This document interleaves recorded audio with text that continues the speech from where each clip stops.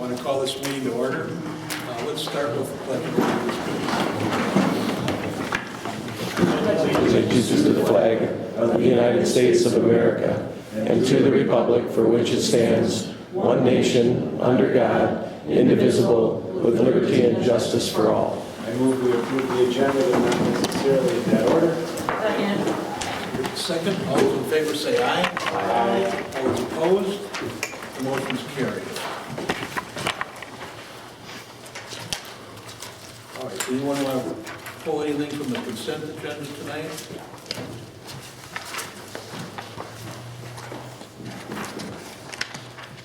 We don't have any fire policy. No, I don't have anything. All right, do I hear a motion to approve the consent agenda? So moved. Second. All those in favor say aye. Aye. The motion is carried. All right, committee reports, fire. The Fire Department Advisory Board met at the maintenance building next to the fire hall and had our last meeting. And we went over and toured the new facility. It's going to be a very nice fire hall. It's about 2.5 times larger than the existing one. Should last for the next 50 years. It's quite a bit cheaper than most municipalities are putting up fire halls because it's a tip-up facility, tip-up walls, and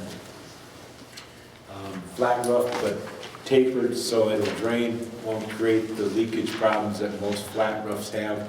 So he's done a very good job of common sense. He said all the electronics they put in most buildings, it isn't there because you end up having to hire an IT guy at $1,000 a month just to change the temperature in the building. So he said we're having to come up with methods that are more common sense and down to earth. And so it's probably about $5 million cheaper than what it would have been otherwise. Our next meeting is January 23rd. We're going to meet up there on Ward Avenue again at 8 o'clock to review how the building's going. He said basically now that the walls are almost all up, you won't see a whole lot going on this winter there just because it's going to be doing everything inside the building and they're anticipated to be in. They were originally saying June 1st, but it will probably be July 1st before they're in because the contractor didn't want to pour the aprons until, because they wanted them to sit for 30 days before it would freeze. And they said, I don't think we're going to get 30 days before, and we won't guarantee them, so they wanted to wait. So that's where we're at with that. Right. Library. Marion? Yeah, I would just like to just report something that happened recently, actually between board meetings, because the next board meeting is in 2 weeks, but there was a proposal that came forward from the Village of North Hudson library representative, and it got to the hands of the library president and the library director. The library director sent the information out to a select group of public people, and the issue was never heard at the library board, but the public outcry was so bad that that Stan decided that rather than take the pressure from the select group of public people that received it, he asked Bob Cizek to resign. So Bob did so. So Village of North Hudson doesn't have a library representative until they meet and appoint somebody. So that's where I am. Thank you. Wisconsin Towns Association, we did have a meeting in the last 2 weeks. Nothing concerned that I need to report. We were always concerned about roads and always concerned about funding issues that we have. Chairman's report, I'm going to keep it very brief tonight because we have so many line items. Harvest Time Church and one of our residents have completed their cleaning out of their drainage ditches and their ponds. That work was done. It looks nice. The home on Cedar Lane, which caught on fire on September 25th, has been removed as of tonight, and the barn boarded up, so I think we've made progress on that. Roads, we've filed We have our filings in for our certification for the number of miles that we have in the town, so we can get our gas tax reimbursement. We have a condition report of all of our roads filed with listing. And LRIP, C-TRIP, whatever the acronyms are, we have that application in. That's a county-funded portion where we potentially could get some reimbursables for our paving overlays. And because roads are here, I asked the Highway Commissioner Robbie to come tonight and also Matt. And we got put it on our agenda because winter is right around the corner, perhaps tonight with snow, and I've asked them to talk a little bit about their roadway snow plowing plans and also what, if anything, we should be doing for different salt sand mixtures. So, Robbie, would you and Matt want to just fill us in as to what you're doing? And there's always concern with close to 9,000 people as to how the roads get plowed and why they're not plowed. So I really appreciate you both coming tonight. Well, when we talk snow removal, I usually try to stand in the back of the room so I can make a quick getaway. So, We just wanted your direct dial numbers. for those of you that don't know me, I'm Rob Krejci. I'm the Highway Commissioner for St. Croix County. With me tonight is Matt Corbett. Matt's our operations specialist within the Highway Department. He's your single point of contact for any road or road-related needs that you have. So Don contacted me to discuss a little bit about winter maintenance. I know the last couple of winters, anytime when we have rough winters, these are topics that always come up and we address. So, you know, certainly the last couple of winters were historic winters for us, so we saw some issues arise, whether that be, you know, depth of snow or drifting that traditionally don't seem to affect us on a day-to-day basis as they did from February to March last year. So they asked us a little bit about, and this is real informal, so if you guys have questions, we'll try our hardest to answer. I'll be as brief as you guys want me to be, so give me the hook at any time. So they asked us a little bit about call-out. So we follow the state of Wisconsin standards. So in Wisconsin, we're unique. We do maintenance for the state of Wisconsin on all state highways. So we follow their protocols on call-outs for both county highways, state highways, and similar town roads. Now, towns are unique in that you guys manage your own system. St. Croix is somewhat different than other counties and similar to other counties, but the county highway department does maintenance for all 21 counties within St. Croix. We're the sole maintenance provider for 16 of those 21 towns. So we're somewhat unique that way in which we provide all the services for those towns.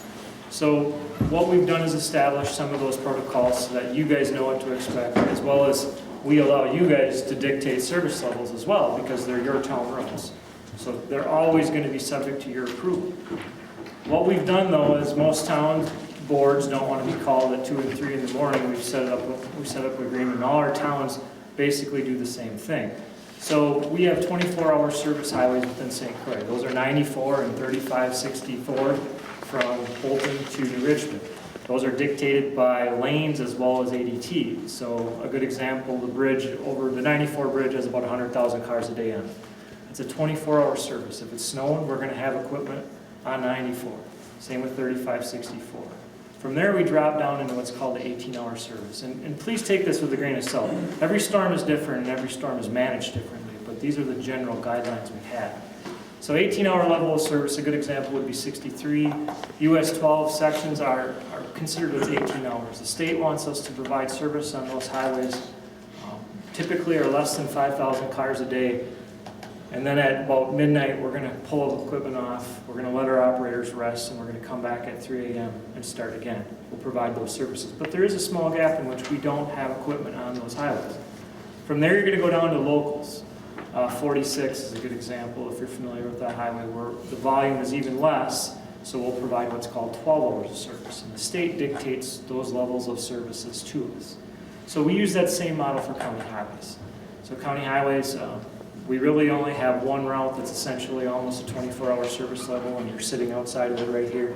The AIE's 12,000 cars a day, so we do have a volume that's of concern, and we try to stay in front of it to keep our compaction down.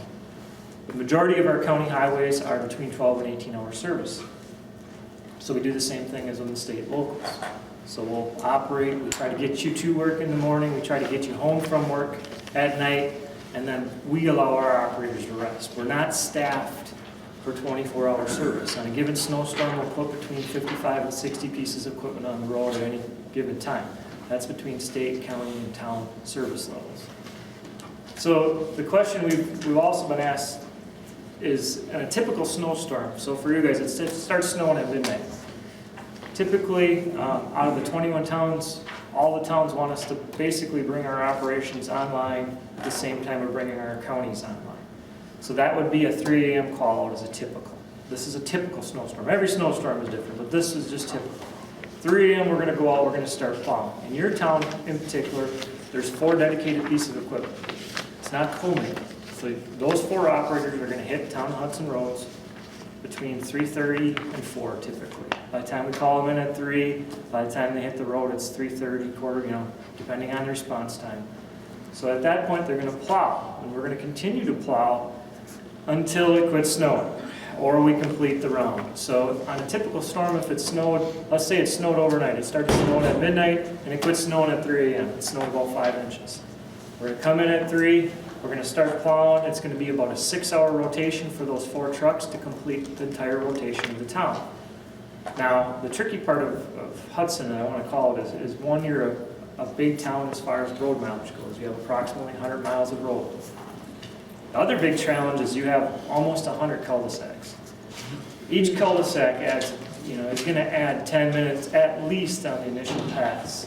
And that's been in a plow truck, so I talk smart, he's been there. So if you have questions about how we do it, we're going to make that initial pass, we're going to get that cul-de-sac open. And then the next day, we're going to come back and we're going to have an additional 6 to 8 hours to come back and push those cul-de-sacs, clean up of intersections. We're going to hit the icy spots.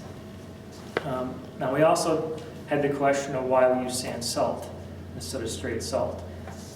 A good example is salt is typically volume related. The state of Wisconsin does not believe in abrasives. They don't want abrasives. And when I say abrasives, that's a sand salt product. Sand salt is typically not ideal on high volume roadways. And the reason for that is the first couple cars go across. There's some blow off, there's some compaction that goes with that. But what we've seen is great results in Wisconsin on low volume roadways, especially in areas where we have low volume, we have low speed. Sand salt is highly effective. It's still used in many places. And the majority is because it's cost. So a typical yard of sand salt, now when I say that, there's anywhere between 5% to 10% salt in a typical yard of sand salt mix. What that is basically enough salt to keep the sand from freezing. So that's what we're trying to do. We're really not trying to de-ice at that point with it. We're trying to provide traction on those intersections, those rural roads that are lower volume, lower speed. So at that point, we apply the product. A typical yard of salt, to give an example, a yard, the current price is $14 a yard for sand salt mix. A yard of salt this year costs $72. Excuse me, that's a ton of salt, costs $72. So it's going to be a little strong in that sense, the conversion is there. But to give you an example, this call it 1 for 1, about $72. I pulled your last 5 years of data. So in the town of Hudson, I got to give our operators credit, and I know maybe some days it doesn't feel that way. Your 5-year cost from 2014 to 2018 is about $123,000 to do winter maintenance within the town. Out of that, that's 99 miles, that's a 2018. Your cost per mile is about $1,248. To kind of give you an example from a county's end, our 5-year average is $964,789. Our cost per lane mile is $2,846. Now, we have a higher level of service on some of our highways. We have 12,000 and 10,000 car a day roads that demand higher level of service than your 50 car a day town road. A lot of that's product. I'm going to just be honest with you. A lot of that is we're using straight salt in a lot of cases where we can't allow compaction because we'll spend more money trying to get compaction off the roadway. Whereas in most cases, and in most places in Wisconsin, there is a certain amount of compaction that's going to happen on your low volume, low speed residential roads. So it's a factor. Winter, our policy from a county is not a bare pavement policy. We acknowledge that there's going to be areas that are just going to be wheel tracked. It's not bare pavement across the board. So we all accept from a county standpoint that we can't provide bare pavement because of the cost is a big factor. Now, we still provide those safe surfaces. Our intersections, the same with you, where you see a lot of sand salt at our intersections. We're trying to provide those critical points to provide that safe driving surface. But it is winter condition driving. As a comparison, I like to look at other towns. So your 4 operators, those 4 dedicated operators, I say that with a little bit of tongue in cheek too, because we might also have a couple more bleed in here as the day bleeds on, because the one nice part about with the county is if our apparatus is, if one town is lagging behind, we can bring in assistance. We can bring in a couple extra trucks. We bring in a grader if necessary to cut some compaction. Those are the kind of operational decisions that Matt, this is his first year on call, will be making. One more faced with challenges and falls, and every storm is different. And when you try to start predicting the storm is when you get in trouble. So we let the storm tell us what to do, and then we'll also follow through. A lot of our complaints, I would say, last year centered around some follow-up slippery spots. We never got sunshine on the back end of these storms. We had 40-mile-an-hour winds on a number of storms. We had blizzard conditions that I've never seen before. We had town roads that we couldn't get a grader through. I haven't seen that in my lifetime. A 6-wheel drive grader couldn't burrow a hole through. We had actually had to snow blow our way through those. So that was kind of my spiel about level of service, cost of sand, salt.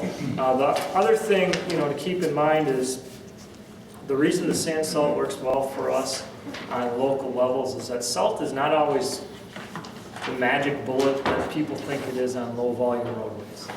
So when you get to low volume roadways, unless you can get it bare and dry, what you get is refreeze.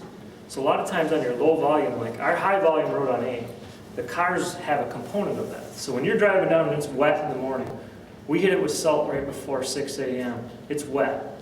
The cars are blowing a lot of that water off. You actually have a component. You're dragging salt across it and you're drying that surface off.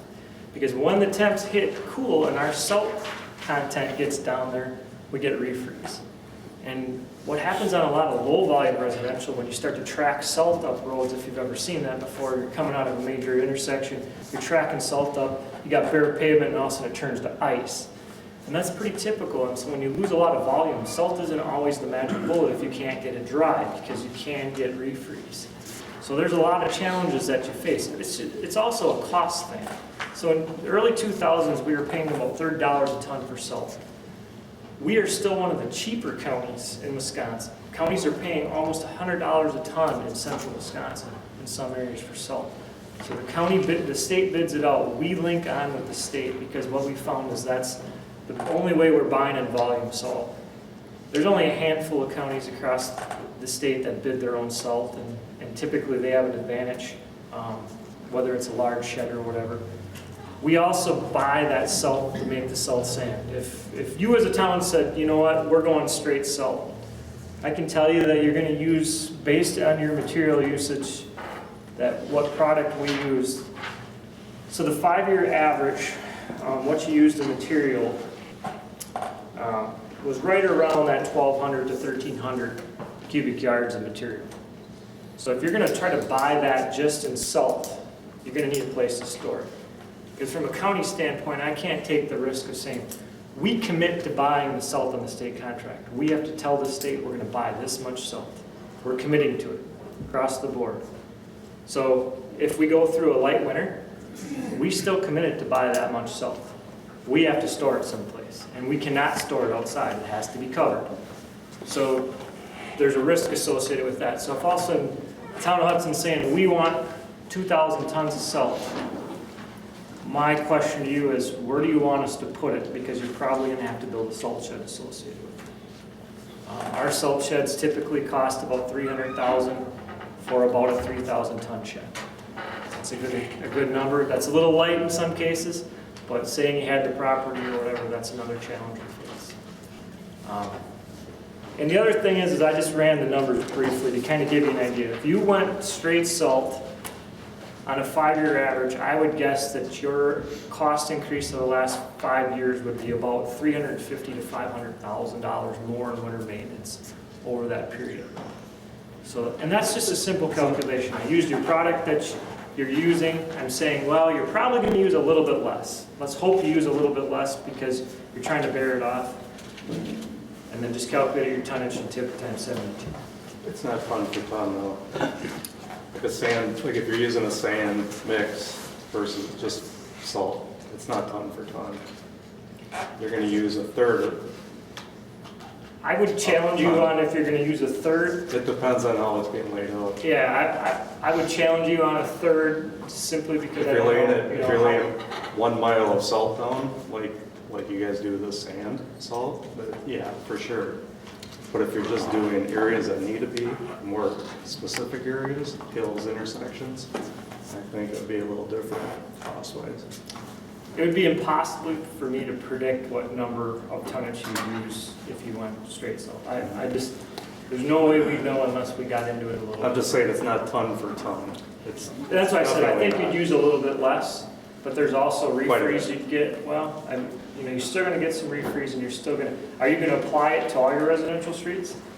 Because like the state of Wisconsin, we're putting down salt at about 300 tons per lane mile. So if you applied it to all your streets, are you only gonna do your major collectors and then what do you want? It can get very complicated. Now, the other thing we have done in the past is increased, we went to a 20% mix, where we went 20% salt. You are getting some de-icing ability as well as some increasing. So it's a very complicated, it's still plowing snow, but there's a lot of science to it. And you're gonna see us as a county, we've took a big leap forward. We're gonna use a lot more liquids. That liquid will be available to you. We're gonna try to pre-wet more. When we say pre-wet, what we're trying to do is apply a brine. And a brine is nothing more than salt water. So in every gallon of water, we want to be 2.2 pounds of salt. That lowers the freezing point of water as low as we can. It gets down to about 11 below. So what we're trying to do is put that in. Now, rock salt, you got to turn it to a liquid before it de-ices. So you got to take a solid, turn it to a liquid before it'll actually work. What we're doing is we're beating it to the punch. We're making it a liquid. We're lowering that freezing point as much as we can. We have other additives. We're going to be doing that more and more. We have to catch up on equipment-wise. Most of our trucks aren't capable of a lot of liquids. Our newest trucks are capable of 1,000-gallon liquids. We're going to move in that direction, but it's going to take us a little time. The reason pre-wetting is so important, when I say that, if you've seen it, so we're applying a liquid at the spinner. So when you see the spinners go around and it's spreading sand salt, if a truck is going 45 miles an hour, typically only 25% of the product he's spreading is staying on the road. The rest is going in the ditch. At 25, you can get up in that 60% range. But it's still a huge amount that you're blowing off in the ditch. So we're trying to get it as wet as we can to get as much to stay on the road surface as we can. Robbie, I don't want to give you the hook. We've got extremely full agenda tonight. Are there any other questions of board members for Robbie or Matt? I really appreciate you coming over. We get asked this continuously, and that comment about freeze, why are you coming back out? All of a sudden the intersections are refrozen, but knowing you've got 4 dedicated drivers and 4 trucks and everything you shared with us is reassuring. So, any other questions for Robbie? Thank you, I appreciate that. I didn't take too much of your time, but we appreciate the opportunity tonight. Okay, next I want to go to public comment. You can only speak on items that are not on the agenda, and very briefly. Does anyone want to say anything under public comment?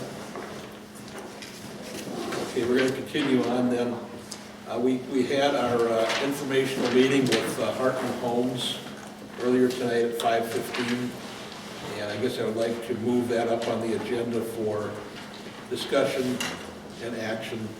It's how it's noticed, but I think we need to visit amongst the board from what we've heard. So with that, do the board members have something they'd like to share? Mr. Chairman, I'm going to recuse myself from the conversation for legal advice from our lawyer, since my property directly touches this thing. And for people who are just coming in brand new, we had a informational meeting at 5:15 today regarding this. Hartman Homes has requested a rezoning of land from commercial to industrial, a portion of their land. Our attorney has advised us that we need to amend our comp plan, our comprehensive plan, before we would do that. We had a packed house earlier tonight with people speaking on this issue. And as a board, we didn't say anything, but now's our chance to discuss it and see what our next step wants to be. So, Mr. Chairman, at this point in time, can we make any comments that we want in terms of, our assessment of the situation? Yes. Okay. So I guess I would just say that I think in recognizing, the intent of, the subdivision that's right there, that residential area, I think an industrial rezoning, would be a bad idea. And so I would oppose that. I don't think that there's any kind of berm that would really be satisfactory, to the situation. That said, I don't think that we specifically address the one type of occupancy that was referenced, which was the heating, air conditioning kind of situation really well in our ordinances. So we may, address that in a permitted use if it basically falls into the category of essentially a store. But as far as an actual, rezoning to industrial, I guess I would oppose that. Other feelings or comments from the board members? Have you looked at the permitted uses, Mike, for commercial light industrial? I did, and it does encompass the HVAC category, and obviously it would allow us to do our storage buildings anywhere. So that zoning, if I understand correctly, is, say, commercial light industrial. It would be what we have already in commercial, or what's already included in commercial. So it'd be one zoning for the entire parcel. Could be, yes. Correct, yeah, so And that's that what's would in work. our I looked at it after the meeting here earlier. I went back to the office and looked at it, and there was reference about the height. We don't have any need for a 70-foot structure in industrial. That's unusual. I was surprised Don brought that I was kind of, up. That was a special. I had some guidance a while back in this process about, I think one of the goals was to try and open that up as an opportunity for Aero to continue their thing. They would work within that commercial light industrial. There's much more language in there, I think, about berms and screenings, but that can be addressed per site. But there was still, again, there was no need for any of that taller stuff. So I just was told that you wanted to keep, contiguous zoning, but I suppose it can be industrial next door, commercial light industrial, and then, can move on from there, however you guys see fit. I'm kind of with, again, if an HVAC contractor, I think that'd be great to be in there. If there's a way to get that in there, other than rezoning. I don't know if he does a storefront or something like that. I think that I would think the neighbors would want that. So on the commercial side, there's some language that specifically addresses that HVAC guy, because he could sell stuff out of the storefront. It's kind of in that gray area. But you guys specifically address that if it's sort of incidental to his primary business, then it should go to the next level, okay? So commercial doesn't really fit if you really read that language. It would have to be light industrial. Well, to me, I don't know why that wouldn't be a commercial use. I know it's not, but it doesn't make sense to me. Right. Because of the warehouse on the back, that's the problem. We don't allow that in commercial. Right, because that's what we wanted to originally do with our storage buildings, was we could like to be able to put an office in that front of the storage building for a guy who just needed a small little office space, and then the warehouse. And we've been at this project for a couple of years, and that was discussed at one of the meetings. I think Brian had said that it's not possible to do that. So therefore, we just went with the storage buildings. One of the concerns that I have is we're kind of asking to rezone this entire area, and yet you have a specific request. Did you mention the size or how tall this building would be? The HVAC building? Yes. Yeah, he would not be any taller than our office building, which is 2 stories at the most. I think it says, what, 45? Yeah, they'd be very similar to like the storage building that's being put up there, or smaller.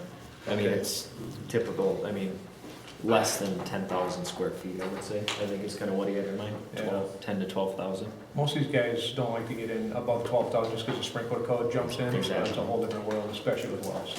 Well, we have precedents in our ordinance where we've gone back and amended the permitted uses. Sure. And that's the beauty of why we did that, because things change and Yep. then we could do that specific to those requests. Right. I heard a lot of discussion tonight from the neighbors, which resonated with me. Yep. You know, once we rezone that, Yep. and then once these people turn over, what might be 2 years, might be 8 years, Yep. but now the zoning is there, and now it's, you know, we don't have any direct control of that. The Right. comments made about water gremlins or Yep. anything else you want to put in there. Right.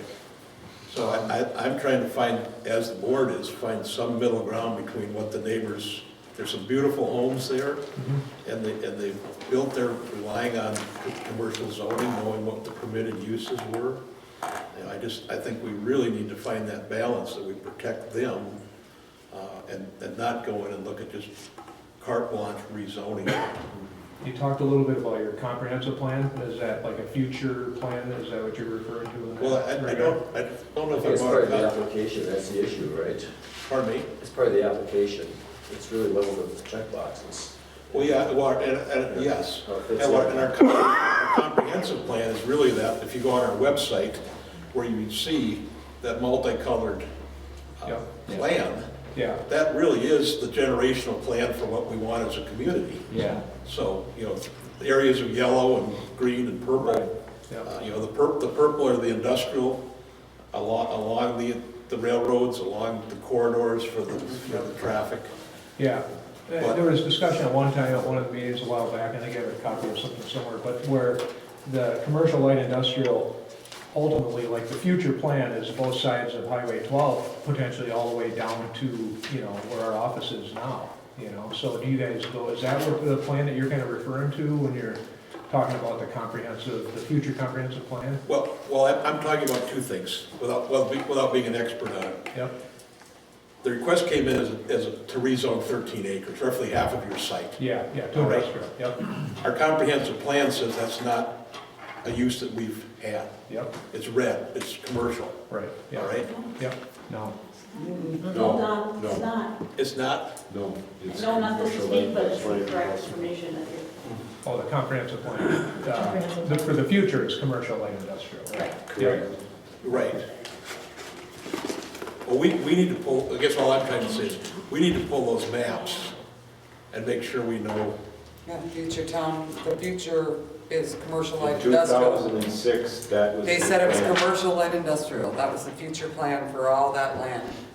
See, and that gets us, I mean, we're just looking for a couple additional uses, like, we're looking for commercial plus, okay? I'm fine with not doing industrial after going back and listening to the comments. I understand industrial sounds really frightening, and talking about a 70-foot potential building, I completely understand that. I would not want to have that going next to my house as well. Okay, well, that's the benefit of these meetings. So Yeah, that's yep, great. yep, so, yeah. But yeah, I think I got the future land use, it does show that, so you guys can study that, and we can come back to another meeting and potentially look at that option. Would you like to rezone it commercial light industrial? Yeah, what I read so far, that seems like that would fit for everything that we're looking for. And the reason for Yeah. asking that question, Don, is we could set the date for the next public hearing to rezone that to commercial light industrial. And that would give it the same The same opportunity For to, people to look at the So what we're all part permitted of the uses discussion. and get. Yeah. is that something you'd be agreeable to? And then we Yeah, wouldn't I have think that to, would we be- wouldn't have to adjust the comp plan to do that. We'd be able to do it. We'd be able to Correct. do it.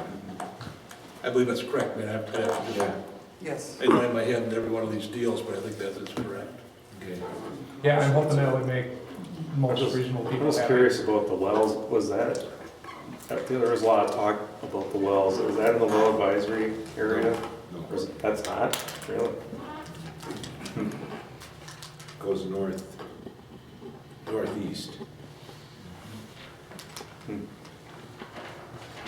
Okay, did you have any other Most of it left comments? North Lake and went northeast.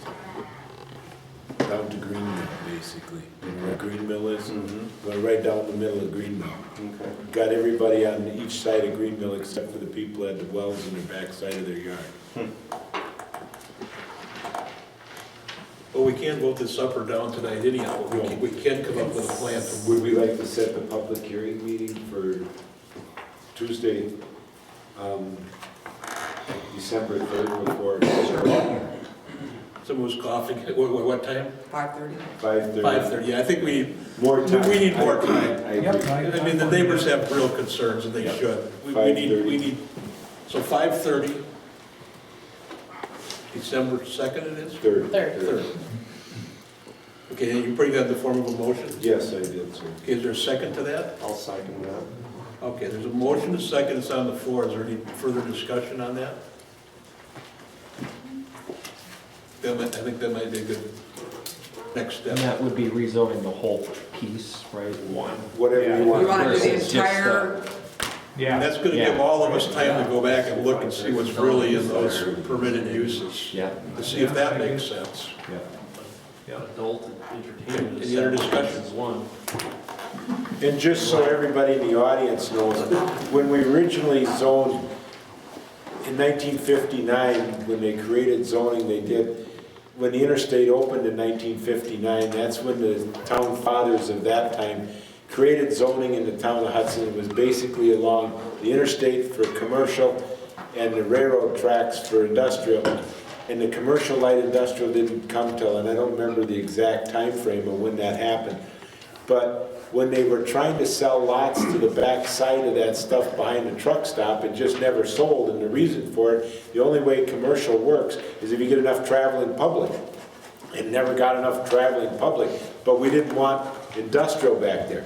And that caused the town board to create a new zoning classification for commercial light industrial that approves everything that's in commercial, but some minor light industrial businesses. And that's why that was done. So just so you know that that's the concept, and that's why the long-term comprehensive plan says that could happen all the way down 12 on both sides in the future, 50 years from now when I'm pushing up daisies. Brought up adult establishments, that's gotta go through the town board. Everything has to go through us. So, Boy, if we filled town hall, gonna be hard to push through an adult establishments. yeah, I mean, really, there'd probably be, this room would be full. Voted on it? no, we need to vote. One other real quick, you got a Go question? ahead and make your vote, man. I was gonna, you're gonna need updated maps and applications, I assume. Well, I'll need the map, instead of red and green, I guess it'll all be red, but, I think the application, I think, Mike, you can just, I'll need the updated, To what classification you're requesting, correct? I don't think it's even on here though. And I think it'd be very helpful to the extent that you still have a competitive advantage, but anything you can tell us about the It doesn't size of say on the the building, the application. Yes. parking lot, the Give me 30 use. days, I can give you a lot more. Yeah, I think that would be really helpful. Yeah, so I just need a new map and the description. Then So we you can just see how email that it. fits into the permitted uses. Yep, perfect, so, okay. And it doesn't say on here what you're changing it to. No, on the application. Should it? Well, it's part of the map that he's gonna give me, that's. Okay, there's been a motion made, it's seconded. All those in favor say aye. Aye. All those opposed, motion's carried. Thank you very much. Yeah, thank you guys. All right, there's several other issues that are gonna take quite a bit of time. I'd like to move up the final plat for Summer Prairie. Are they here That's tonight? here.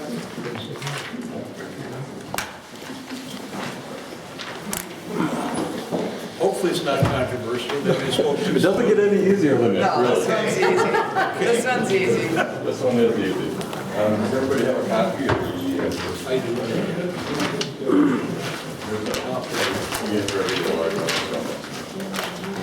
The only thing that changed from the original C was in between this lot line here between lot 1 and 2. Sarah was having a little issue with lot width and which I still want to argue with her about. but it wasn't. So I just tweaked it a little bit.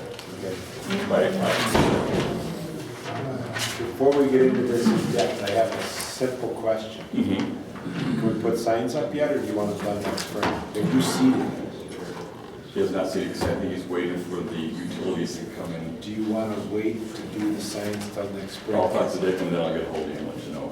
Okay, because So- at this point, I thought Jeff Durkee said you were ready. Yeah, see, I didn't think so, that's what I Yeah, So you're thought. not. Yeah, So I'll so, call Jeff, Joe Berth is working signs. Tonight. Second shift, I'll call him and say, don't put up the rest, because he did all the rest of the stuff. Okay, I'm just thinking it might be a Except pain for when that. you start getting Right, there's no close to use, it. there's no use putting it in now. I Yeah. will call and tell him to Yeah. put that off till we let it, because he can do that in the dead of winter. okay, all right. But you're still gonna want to wait till the seeding's done. Yes, yeah, so. So yeah. more than likely it'll be next spring. I would think so, yes. Okay, all right, sorry.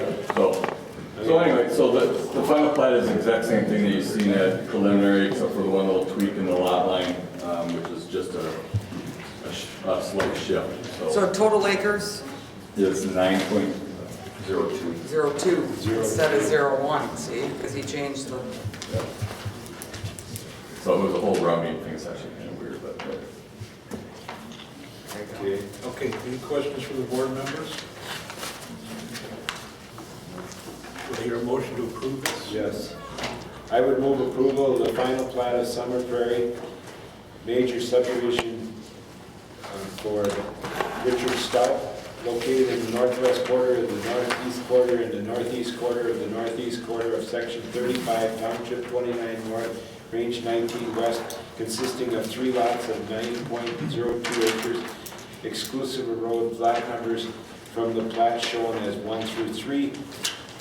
Number 1, the first plat review fee at a rate of $350 per lot and totaling $1,050 to be paid to the town of Hudson.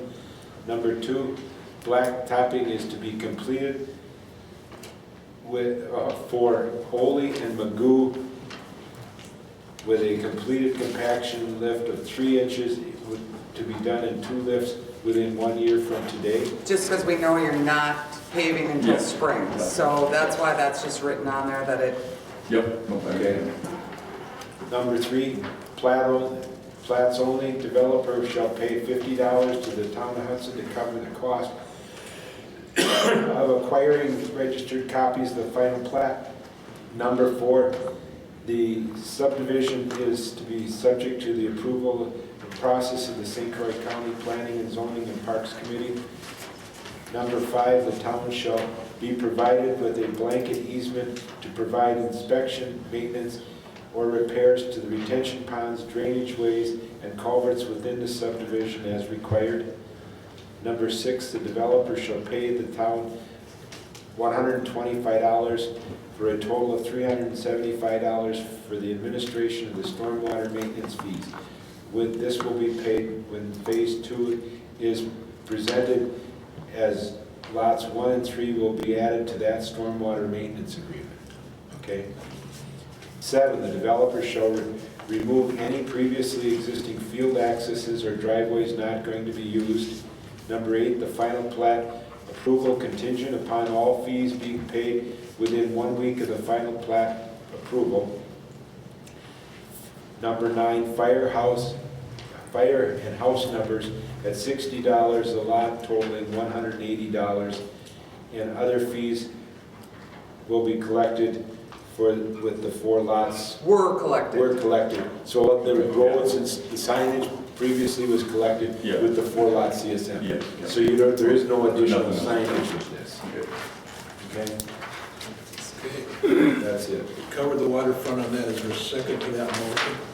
Okay, second, bring it to the floor. Is there any further discussion on this? Hearing none, all those in favor say aye. Aye. All those opposed? The motion is carried. Great, thank you.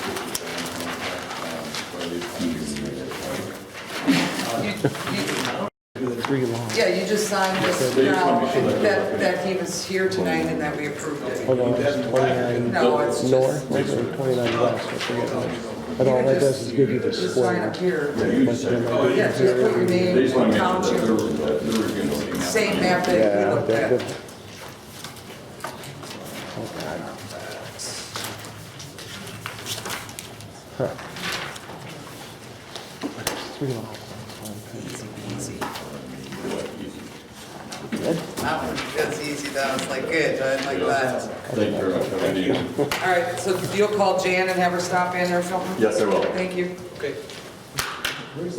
All right, next I want to have a discussion and possible action on Zappa CSM from River Heights Trail. So Gary, do you and Ellen, you want to come up and Sure. present to us, please?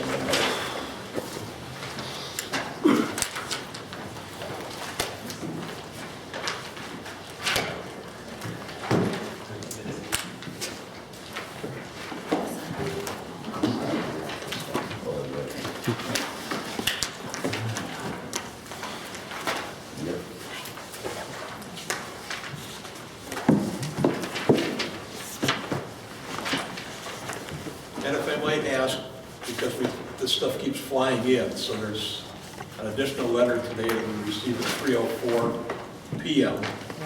And we've had so many iterations of this, so maybe you could just Summarize? bring us up, yes, please, summarize where we are and Okay, where we hope to be. all right, I will try and do that. And if Gary and John want to chime in at any point, please do so. I was not here at the last time you met, but I understand that you were waiting for the technical review team letter that the county sends out on all subdivisions, correct? And so that letter was sent out on October 11th, and it had 7 items that needed to be completed. First one was approval by the town of Hudson. Second was Village of North Hudson approval with the conditions that were identified. Third was the county surveyor office approval, or fourth was the copy of the draft joint easement driveway agreement. And fifth was the map with the soil borings. And sixth was a note on the face of the map. I won't read all this detail. Seventh was plans and cross-section elevations demonstrating compliance. So the first one obviously is not done. That's what we're here about tonight. The second one has been completed. The third one has been completed. The fourth one has been completed. The fifth one has been completed. I'm sorry, what? You have number 4, because that's been asked for, I don't know. And you guys, I didn't realize you needed a copy of it. Well, Sure, I have it's been copies. asked for numerous meetings. I mean, I think every month that's one of the things that has been asked for. Sure, I have a few extra copies. Yep, I got one here. Just gotta find my extras for a second here. Okay.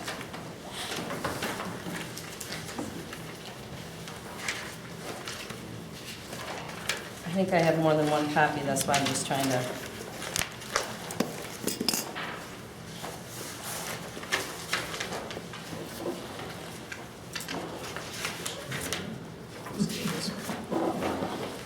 If you've got a couple extra, that'd be great too. Go ahead and give them those. Make sure that's all of them. Yep. And I had 4, I think. Oh, I did 4 there? I had 4 in my hand. That one's, we're stapled together.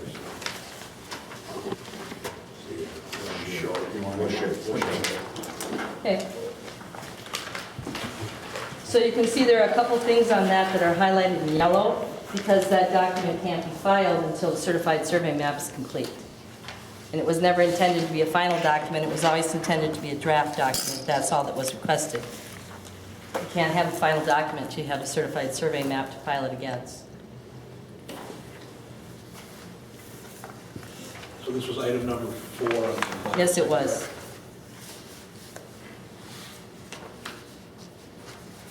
I don't think this is what was asked for. They wanted the stuff from the people at the end of River Heights.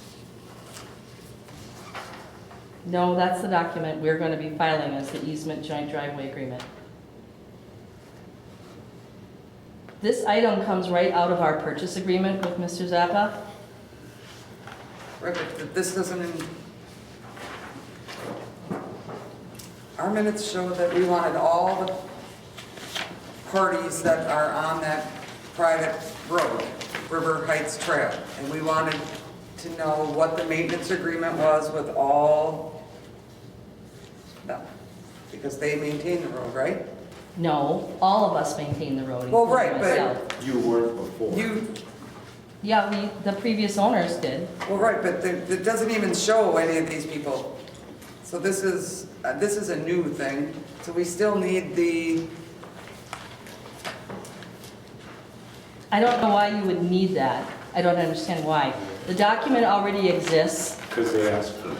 right, yeah, it was part Yeah, of the the motion. county asked for it, and this has already been reviewed with the county staff, and this No, the meets. town of The Hudson. town asked for it, Okay. and those people own the road and pay for it, and we want to make, They don't own the road. well, they've been paying for it for whatever, and so we wanted to make sure that, I don't know, that's what, it's been asked for, I don't know, at least 2 meetings in a row. So the history of that is there is agreements. We have the history, we have the existing agreement that's out there that the county's a party to. Because when we purchased the Eckert property, we automatically inherited what the Eckert family had, and they were a party on that agreement. That agreement then will be, we can't make that Mr. Zappa a party to that agreement until after the certified survey map is filed. You have to go through all the steps in the legal contract before you can do that. I know we did talk about that for the benefit of the people in the audience, right? There's like 6 or 7 homes there, There's 5, yes. 5, Yep. and they maintain the road. No, we maintain the road. You maintain Please don't the say road. they, because it's, the county is now taking over for it, and we all maintain it equally. Right. Yep. You do now, but prior to Yes. that. Yeah, the last how many years they were maintaining the road. Yep, along with the people we purchased it. And Yep. then we talked about that Mr. Zappa would be added to that agreement. and Yes. He said, that's fine, I have no problems with that. Yep. Probably the equipment to help do it, so that's whatever. Correct. Okay. But we can't add him until the contract so is let's- executed. Didn't want to add him. I'm sorry, what? Did not want to add him. Just wanted to know who was on the list. Well, I can show you I believe I That's have what we no asked for. agreements. Well, yeah, if they're so- okay with it, I mean, I don't know. That's- Move on. But you can't add him until after we actually I execute. did not add him. You keep saying that. I didn't. Okay, Okay.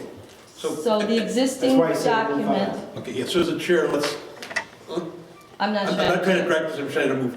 Most of those people are in the town of St. Joe, Yes, right? All but one. All but one. We could get those names if that's helpful. I think that's fine, but I don't think it's, I think there's so many other items, let's just try and move to the items that we can find common ground on. okay. And again, those people all are very aware of this agreement. They do know all about it, and they are, they've been to meetings, we've been to meetings with most of them, so they do know about the agreement to purchase. I've already gotten my first bill and paid it for shared maintenance of the road for this past year, when we owned the land. So, and the maintenance agreement will continue as written, and we will add Mr. Zappa to it after we have the right to add him to it. Right now, we don't have that right. Okay. So that was number 4. We have this. Yep. What other items? Do you guys have a copy of the map identifying the soil test locations, the borings? Okay, we have those. There is on the construction plans that were shown on there as well. Yep. Do you want a copy of the separate map? Sure. Okay.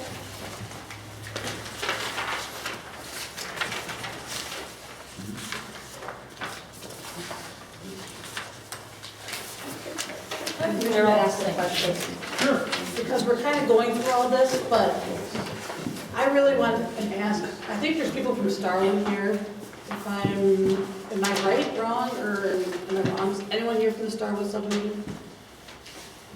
Okay, so no one's going to be able to answer this question, or maybe you can answer it. Have the people over in Starwood filed a lawsuit? No, they have not. Okay, because I heard otherwise, so No, and it would, if There's they been did, no- it'd be with the county now. that's why I asked Right, Elliot. no, there's no lawsuit been filed that I've been made aware of, and I would be made aware of it right away. Didn't you see it on there? I need it for file.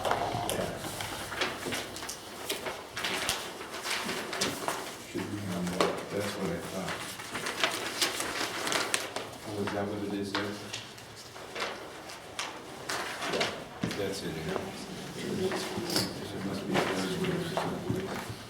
think it must be underneath the airport, yeah. Yeah, this will do the same. Yes. Okay. You can see it shows up a couple different spots on like C3-0. It shows up where the drain field sits within those borders. If you flip that other page, Kim, too. Oh, okay, yes, I saw that, yes. Okay.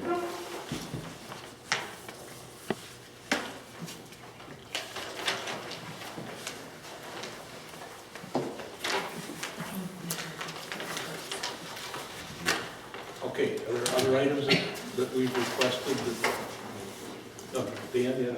I'm not talking about, I'm addressing a point in the letter. And that doesn't answer your question, there's another point. But I guess I do have a question on item number 7. That's what we're free to ask now. That's part. Yep, because we have, yep, go ahead. Okay, so, yeah, my question is, you know, we do have these slope preservation zone potentially where it looks like. I guess my question is, you know, is corporate counsel from the county going to weigh in on that in terms of compliance? Are we going to get a, you know, basically a statement of compliance? No, you're not going to get a statement of compliance, but he has already weighed in on it, and we've already had a meeting and identified that we have another handout. John has extra, I don't know. Why don't you give him? Here, he's got some. This is both pieces.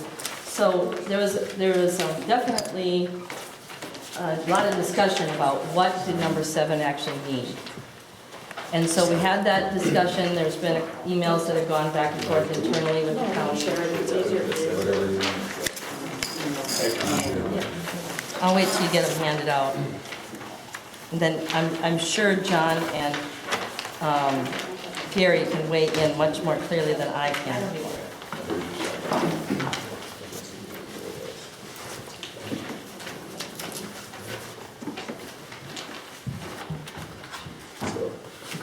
So to answer your question, this area where this says, now you've got this map in front of you, it says it's a field access, and it goes down to station 8+50, or station 8, if I just call it that. It goes just right about there. So that's an existing field access, and after reviewing it and reviewing the ordinance, the county has determined that that existing field access is not subject to slope preservation zone. Because that only applies to new roads, or new driveways. And this is an existing road, driveway. It's a field access. So that will, so the construction document that they were looking for, there was confusion, there was a couple of other things submitted, and then it was, no, that's not quite what we're looking for. That happened at least twice, and now this should be exactly what we're looking for at the county. And again, I'm trying to always wear 2 hats and be careful how I say things, but the information is this, what you have here, with the slopes that will be, what needs to be identified and changed. You can see there's notes on the next page, and then it's for that area. The information from on lot 26 and up to that station 8 was already provided and was in the material you already had. And then once it reaches station 10, 10 roughly there, it hits Mr. Capater's driveway, which is an existing driveway. I think that, you know, from our point of view, I don't think that anybody here wants to say that we can look at it and determine whether or not it's compliant. And so we need, I think we would want a statement from corporate counsel or whatever saying that, yes, this complies. Okay. That we need that. And I guess ultimately, if the zoning department is the authority that regulates the St. Croix Riverway ordinance, if they provide a letter stating that. Well, and if they approve the map, Right. then it's approved, that statement saying it complies. Okay. So if they sign the map, We'd like an opinion, I think, Do you want a letter from I want a council? letter Yes. from corporate Yeah. council, absolutely. I can't guarantee you that our corporate counsel will agree to write you a letter. Well, He doesn't write letters just because I say so. well, we're making a decision that changes the entire scope of this area. So I would certainly see if we can request it from the town of Hudson that he write a letter. Okay. Do you want to make a motion to that, Yes, Dan? yeah, I'd like to make a motion that we get a statement of opinion as to compliance. You know, Okay. Just, And he's paid for by the taxpayers too. So. And who's going to second that? Do you want to do separate, I'll motions? We're second. going to do separate motions, is there a second to that? I'll second. Okay. Any further discussion to Dan's request? All those in favor say aye. Aye. All those opposed? Motion's carried. Okay. Okay, what So- else is on the list? That's it. The next page is just notes that were provided that are reminders that after we move forward, there will be other permits required when Mr. Zappa moves forward with his construction plans. They are not requirements, they're notes.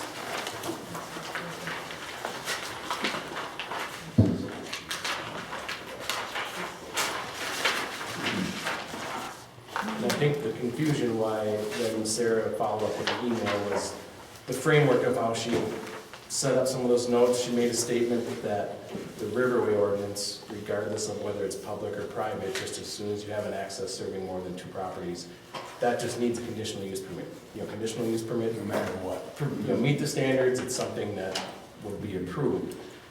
Her immediate next sentence talked about a public road, not intending to imply that it needed to be a public road.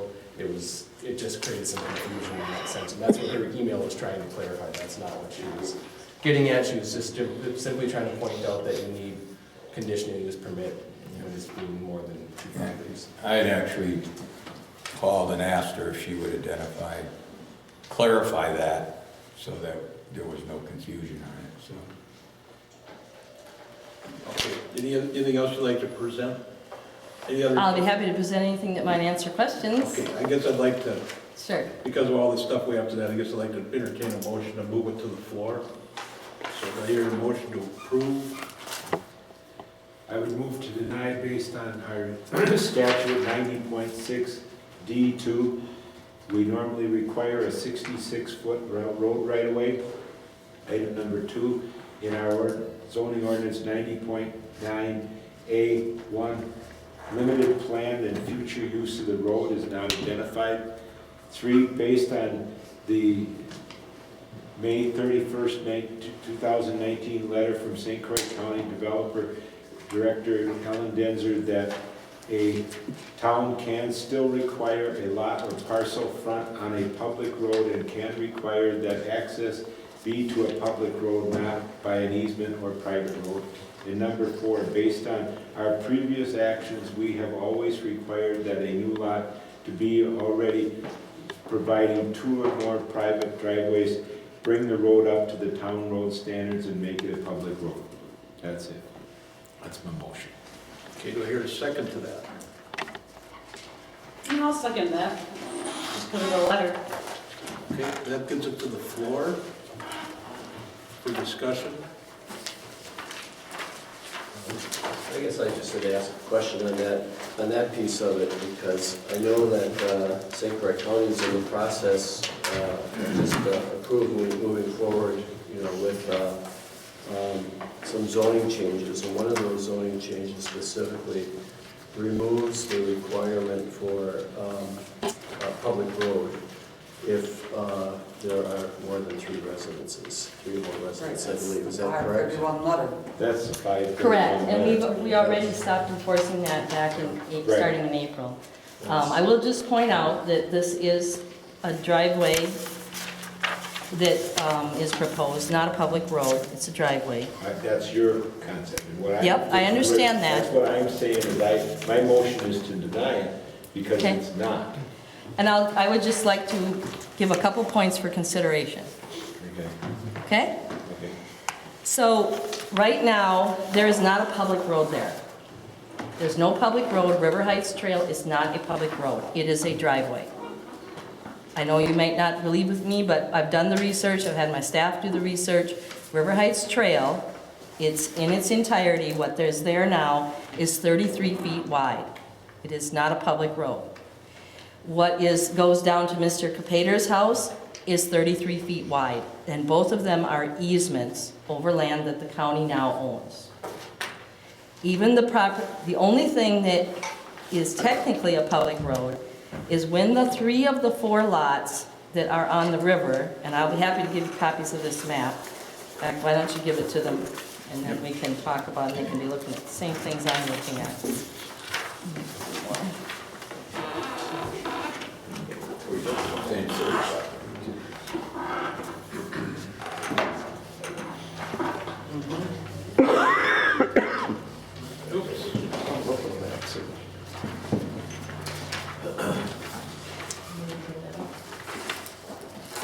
There's another one. Does she need one? Oh. No, Okay. no, I can just share it with Okay, so the green line up to there's 4 lots along here, okay? The 3 of these lots were done as a CSM, and in front of them was included a piece of 66-foot right-of-way that was dedicated to the town of St. Joe. The town of St. Joe did accept that, but they have never done anything with it. They've never maintained it, and they've never taken a single dime of roadway aids. So it's not truly a public road. This is a 33 feet wide easement. It's not a public road, and it cannot be upgraded to a public road unless the county were to decide to widen it. This that Mr. Capater has is a 33-foot wide easement. Again, it cannot be made a public road unless the county decides to do that, because we own the land. I understand all that. Good, because I just want to point out the only And I thing that... said we are approving. I'd like to finish, if I please could, Tim. Thank you. What's new is only this piece here.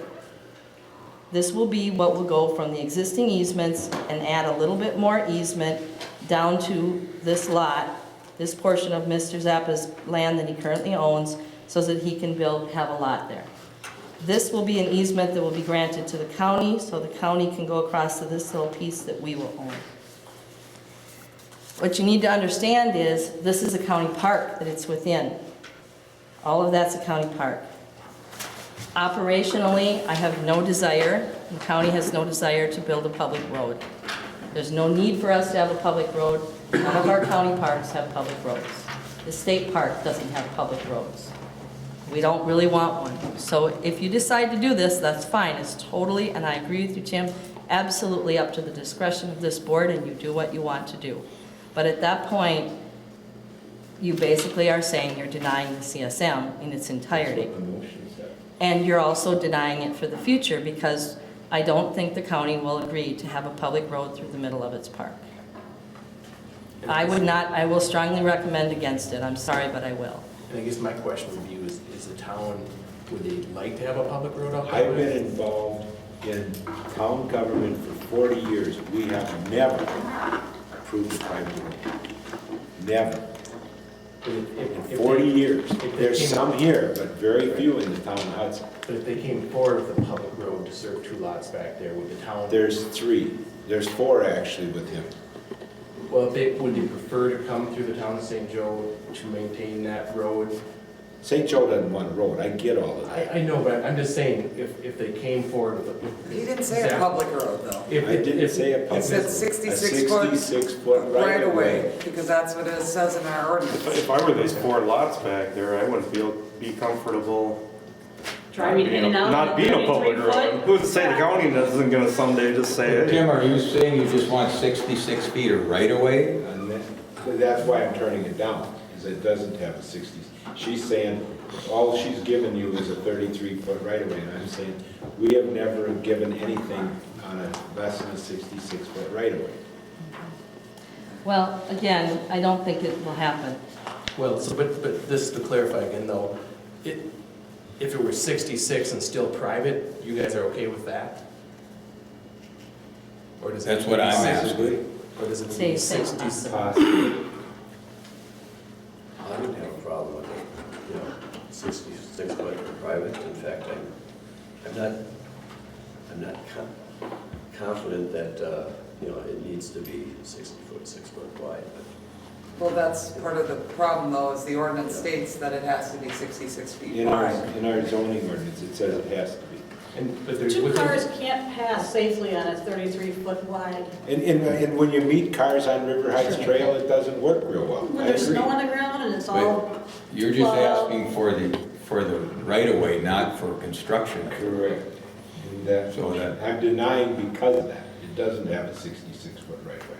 So he's asking a clarifying question. I mean, it's your motion. I just want to make sure we understand. So you're saying the portion of this that's within the town of Hudson to get to River Heights Trail, you want to be 66 feet? Yeah. Even though River Heights Trail at that point might Yeah. be 33 feet? Yeah. Well, that's St. Joe, because we That's can't. St. Joe. Or say, what did I say? Well, St. Joe, yeah. right. Right. And to clarify, Tim, you're saying that you want the 66-foot right-of-way, but the actual driveway can be existing the way it is. Does not have to be built. No improvements to that existing surface that's been there for 60 years. So a 33-foot easement will come to here, and then you want it widened to 66. On St. Joe, or on Town of Hudson In property. town of Hudson. Why? Because our ordinance says Follow it. your. Our ordinance says that. Your ordinance used to say that till you quit enforcing it. We had to quit enforcing. But you also have the right- We didn't have the more restrictive, we relied on the county ordinance, and you, all of a sudden, at this particular point in time, and it's not chosen, decided not to enforce it. So I'm saying because our ordinance says that it should be that, Right. we still want to enforce that. Well, we have to. It's Well, 96D2. When I read your ordinance, you have it handy? Could you read it out loud, please? Yeah, each lot in a minor subdivision shall be located on a public street, road, or highway and have access to a public street, road, or highway by means of a private easement. Such easement to establish a 4-rod right-of-way, which has a grade of not more than 8 to 11%. 66 feet. 4 rods is 66 feet. And I know that you, as you've said before, and as it says in your new proposed ordinance for roads that you are going to adopt later tonight, that a town can change that kind of a thing. Now, I'm not saying you shall or you will, but I'm identifying that you could. And I'm just saying that we can't do this. I know there's several reasons why we can't. First of all, we have an existing agreement. We'd have to open the agreement up. It would have to go to the full county board. I can't just give away more right-of-way. I can't give away that. Can't do it. I don't have the authority. I understand all of that. And it would have to happen before the end of the year. Because at the end of the year, the money to buy the land is gone, in which case this deal falls apart. The money is gone. So that's just the reality is The this easement will... part should have been thought of before. yeah. I'm sorry, what? The easement part should have been thought of before if that was our ordinance. You think you would have saw that. You guys never brought this up, that you wanted this in the other meetings we've been to, and we've With all been due to several. respect, it's our ordinance still. You would think if you're gonna bring somebody to the county board to make a major change, you would look at the ordinance that involves these things for all. It's not our responsibility to make sure that what you guys are proposing is correct. It's our responsibility to uphold our ordinances because that's what we do for the taxpayers of the town of Hudson. We require all of them to follow our ordinances. So I don't believe in making an exception because it's the county.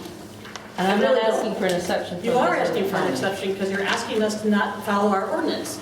Okay. So to me, this whole conversation is moot because Okay. it's not part of our ordinance. So unless you can make it a 66-foot wide right-of-way, as Tim is requesting with his motion, then as long as it's in our ordinance, I'm not swaying from it. Because I haven't done that in 5.5 years when I was on the city council, and I'm not going to do it now. I think the only thing I could offer is, it's still, just from a practical sense of the fact that the 33 comes out, there is some aspect of this that it would seem illogical then to increase it to 66. And the fact that it comes to the town of St. Joe also seems to lend some credence to the idea that if the town of St. Joe doesn't want to turn it public, then it seems reasonable and appropriate that it just continues to be private as long as it doesn't get to a point, whether it's 2, 3, 10 lots, at what point does it become a problem, And I don't know that there is a great line in the sand there, isn't it? Just for a long time we said it was 2. And I don't think it's 2, but it's somewhere between 2 and 1. But after that, there is within your ordinance, there is opportunities under your special dispensations that if the situations are unique enough, and this one is unique, I don't see it ever occurring again where you're gonna come through the But town of that's St. what Joe. you used. That was your second. I haven't given you that. Yeah, well, no, that was the second thing, was 90-9A1, limited, because it's not limited planned and future use of the road. It's a county park. That's not like, It's not limited. if it's not limited, it would just be a private It's not just road. his lot. You're gonna develop that park and have a whole lot of traffic out of there. Not necessarily. Oh, yeah, you will. I'm not naive, Ellen. Okay, not necessarily all the way down to where, why would we want traffic going in front of Mr. Capater's house? I'm not saying I know how it's going to develop, I don't. But why would, we expect, yes, that parts of this will get improved. There'll be a parking lot, there'll hopefully be an entrance station, there'll be the typical things that you see at a park. But then after that, you try to spread facilities out. Homestead Park's a good example. Little parking lots of 4 and 5 cars spread out, so there's not a huge parking lot. Little areas where people go. I don't know that that's how this will develop. We don't know any of that yet. But I also don't know that there's a reason to grant Mr. Zappa, because that's basically what you're saying, a 66-foot wide easement. In You know what, what it is? You won't get approval from us if you don't. and if we don't, we don't. Okay, that's your. I don't really want that to happen. That's your choice. I understand that, but I have to follow what I've already got as a contract. I know. I can't change I it. know, you did that. Okay, let me ask this as the chair, so we keep this on balance. There's been a motion made, it's been seconded, we're discussing it. Yeah. I made the statement at one of the meetings to the board, if we felt this wasn't going to work, we needed to tell Mr. Zappa, so we don't just keep going from one to the next. And all the additional cost and design and work that he's done, up to and including the CSM.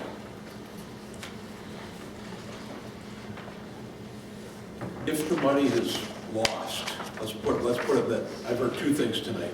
If the funding is not able to be funded by the end of the year, that's kind of a funding federal issue. But on behalf of Mr. Zappa tonight, not him personally, on behalf of the applicant coming in, Sure. are we saying that if he came back in after doing all this with a 66-foot, showing a 66-foot easement instead of 33 feet, that was not improved, still a driveway to his one lot, for all the stuff that he's gone through, is that something that this board would approve? Well, I could withdraw it. Well, I think it's a pivotal question because, I do have another motion prepared now.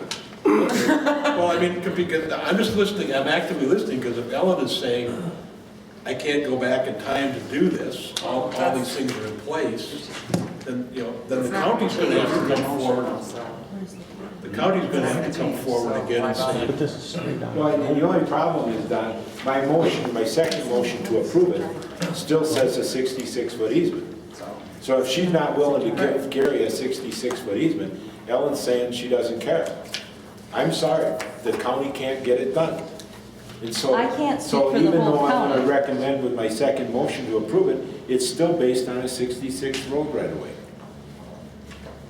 And for I whatever can go in and reason, ask, but I can't guarantee you that the county would approve that. I'm guaranteeing you won't get approval without it. so let me ask. So you need to go get that done if you want it to happen, Ellen. Okay, I'm just asking this on behalf of the chair, I think that's my role. Right. I think it would be better for the county to have a positive recommendation coming forward.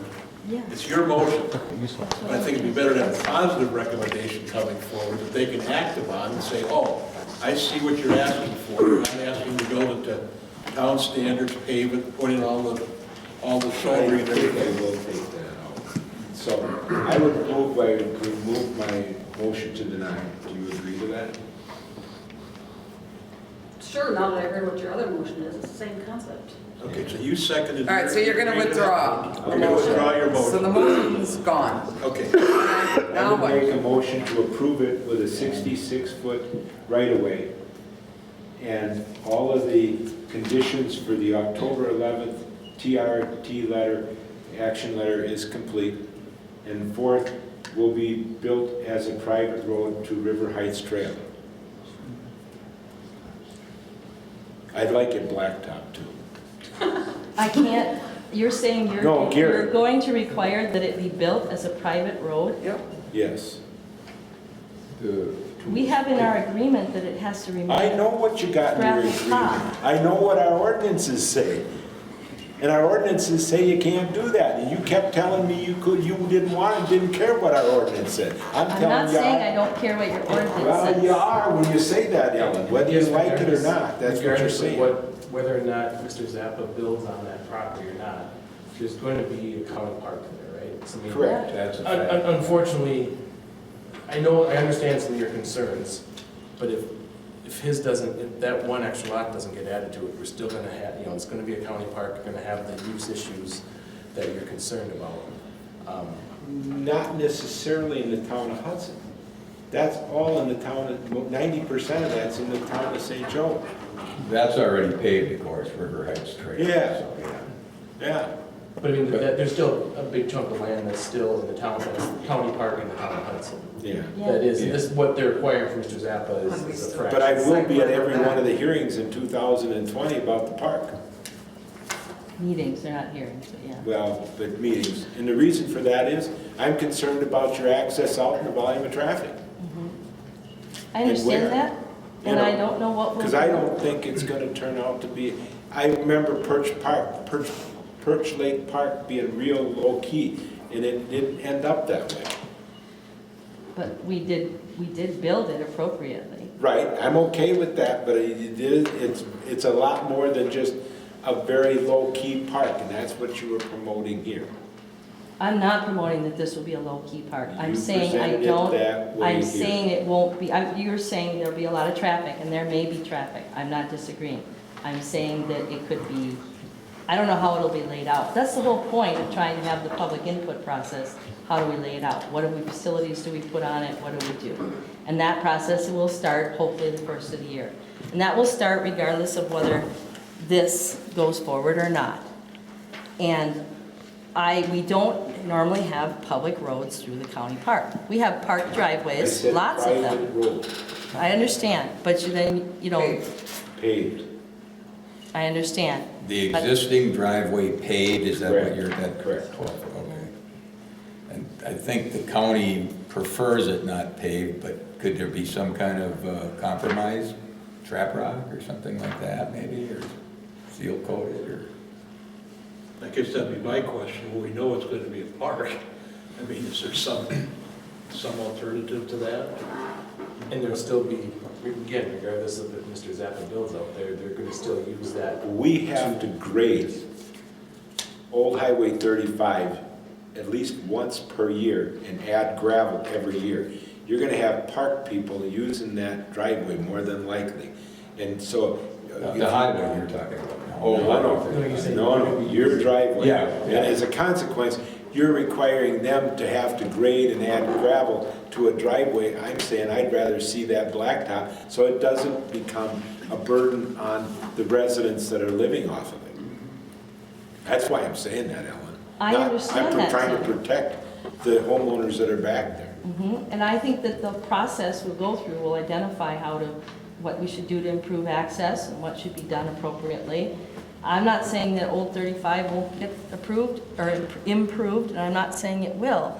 I guess I'm concerned that you're suggesting that your concerns about Old 35 are the reason why this... Got nothing to do with this. Okay. Got nothing to do with this. This has got to do with our zoning that says we just approve 66-foot right-of-ways for CSMs, Okay. minor subdivisions, and the CSM is a minor subdivision. Okay. Okay, there's been a motion, a second, I know further discussion on that. Tim, I just want to make sure that we understand you're asking, I have this, I understand to take this funnel down to one central question.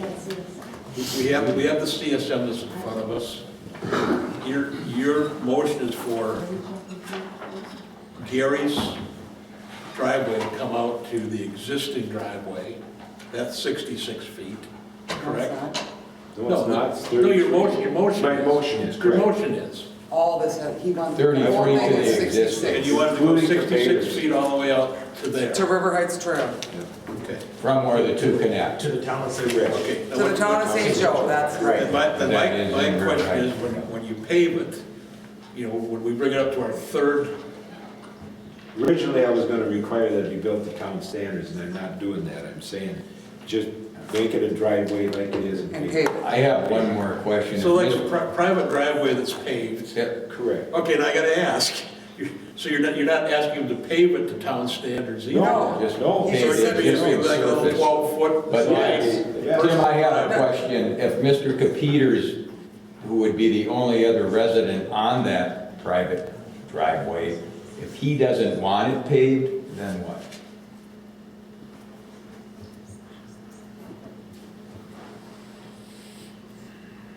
For tonight, I'm gonna assume that he won't object, only because we need to move this. Well, I don't think you, but I I agree, and I agree. But I don't, then I I'm don't just. have the answers, I just don't want us to tumble into Alice in Wonderland's rabbit hole, and all of a sudden it's paved. No, I just want to try and get the county to where Ellen can move forward is what I want And to if do. Mr. Capater came in and said, I want to sell more lots, we're gonna say to him, this is a private driveway. And he knows It has to be paved like a private He driveway. knows that and he's talked to you about And it. have Then it wouldn't be just a private driveway, then you're gonna have to build it to town standards. And it sits on a 66-foot easement Why? instead of a 33-foot Why does easement. why does Mr. Capater, because his lot is already there.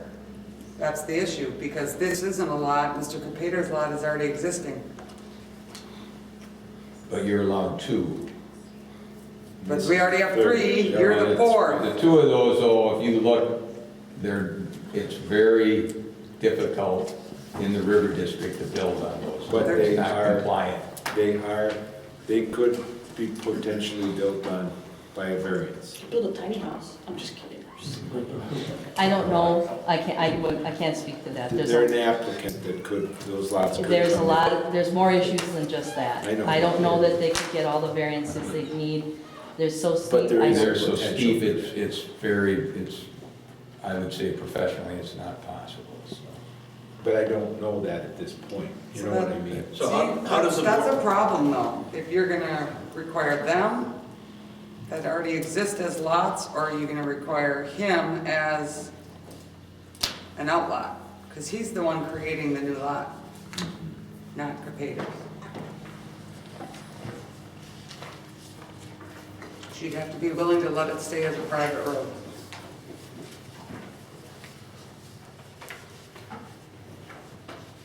Capater wouldn't have to bring it up because it's county land anyway, they're not gonna allow it. That's probably true.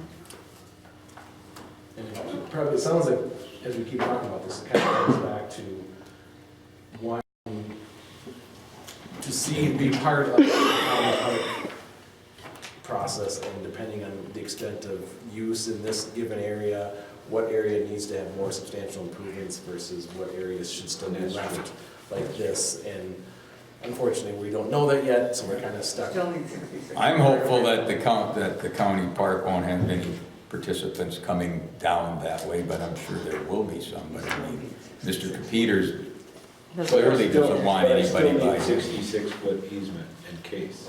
What's that? Right They away. still need the 66-foot right of way.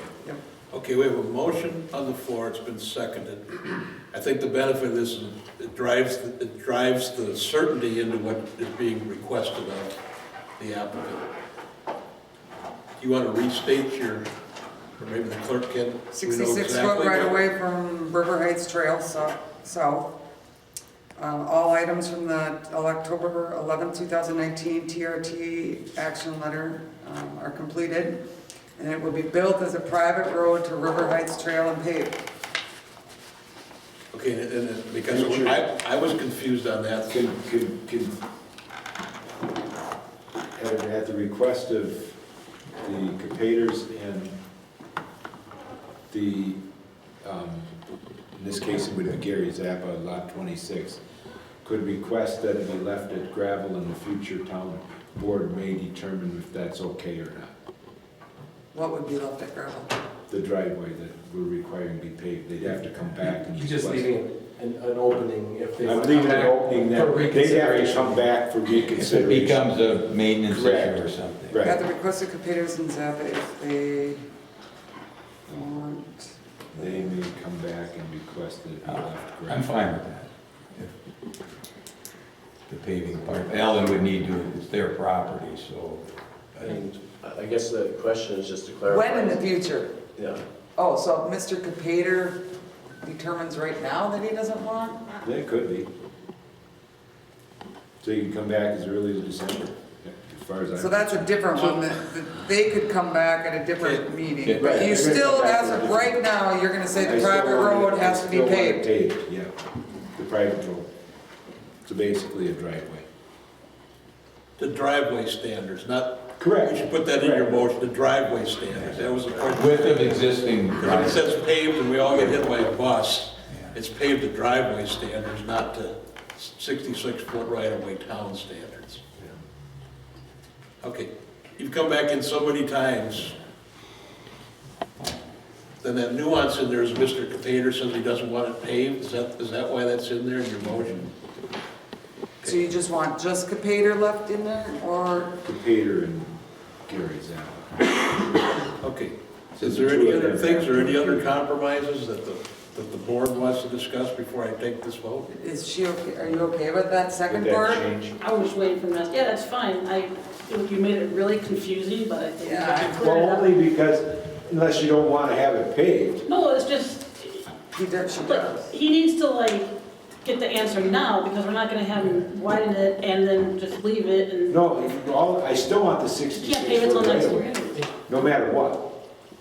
The Yeah. driveway width is a driveway width of 12 feet. Right, I understand that. And it's not that in some cases, but it's Right, and I get whatever it it. is. I drove down there. When I got to where was your driveway, I went, nope, I ain't driving down there. I There's might actually not get out of baseboards on here. that whole driveway I found, so. And because of this timing concerns here, regarding the 66-foot easement and the pavement, can it just be the condition that prior to a building permit being issued?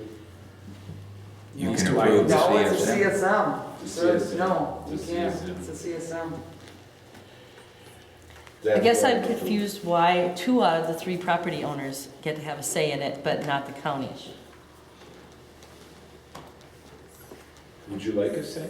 Well, you're saying that if 2 of them want it paved, or 2 of them want it, but the county doesn't get to say what we do with our own land? Because you're not driving on it at this point in time. You don't know what your plan on is for that with the county.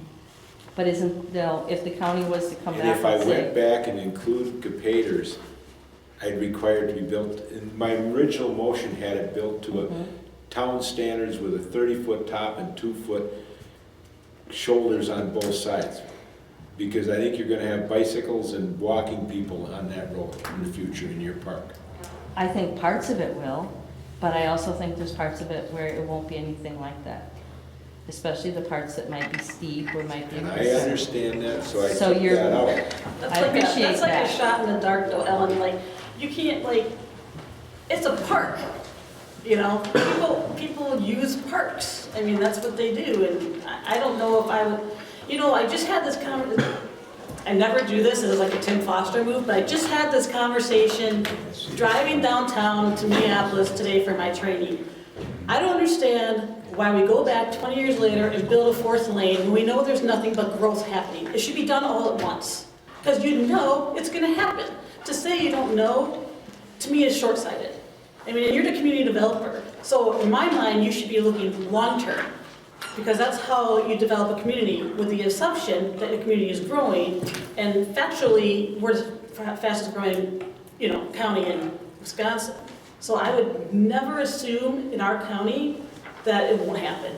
Well, one of the reasons why I'm not comfortable with this is because as the county goes through the park planning process, we may come back and say we want to move that.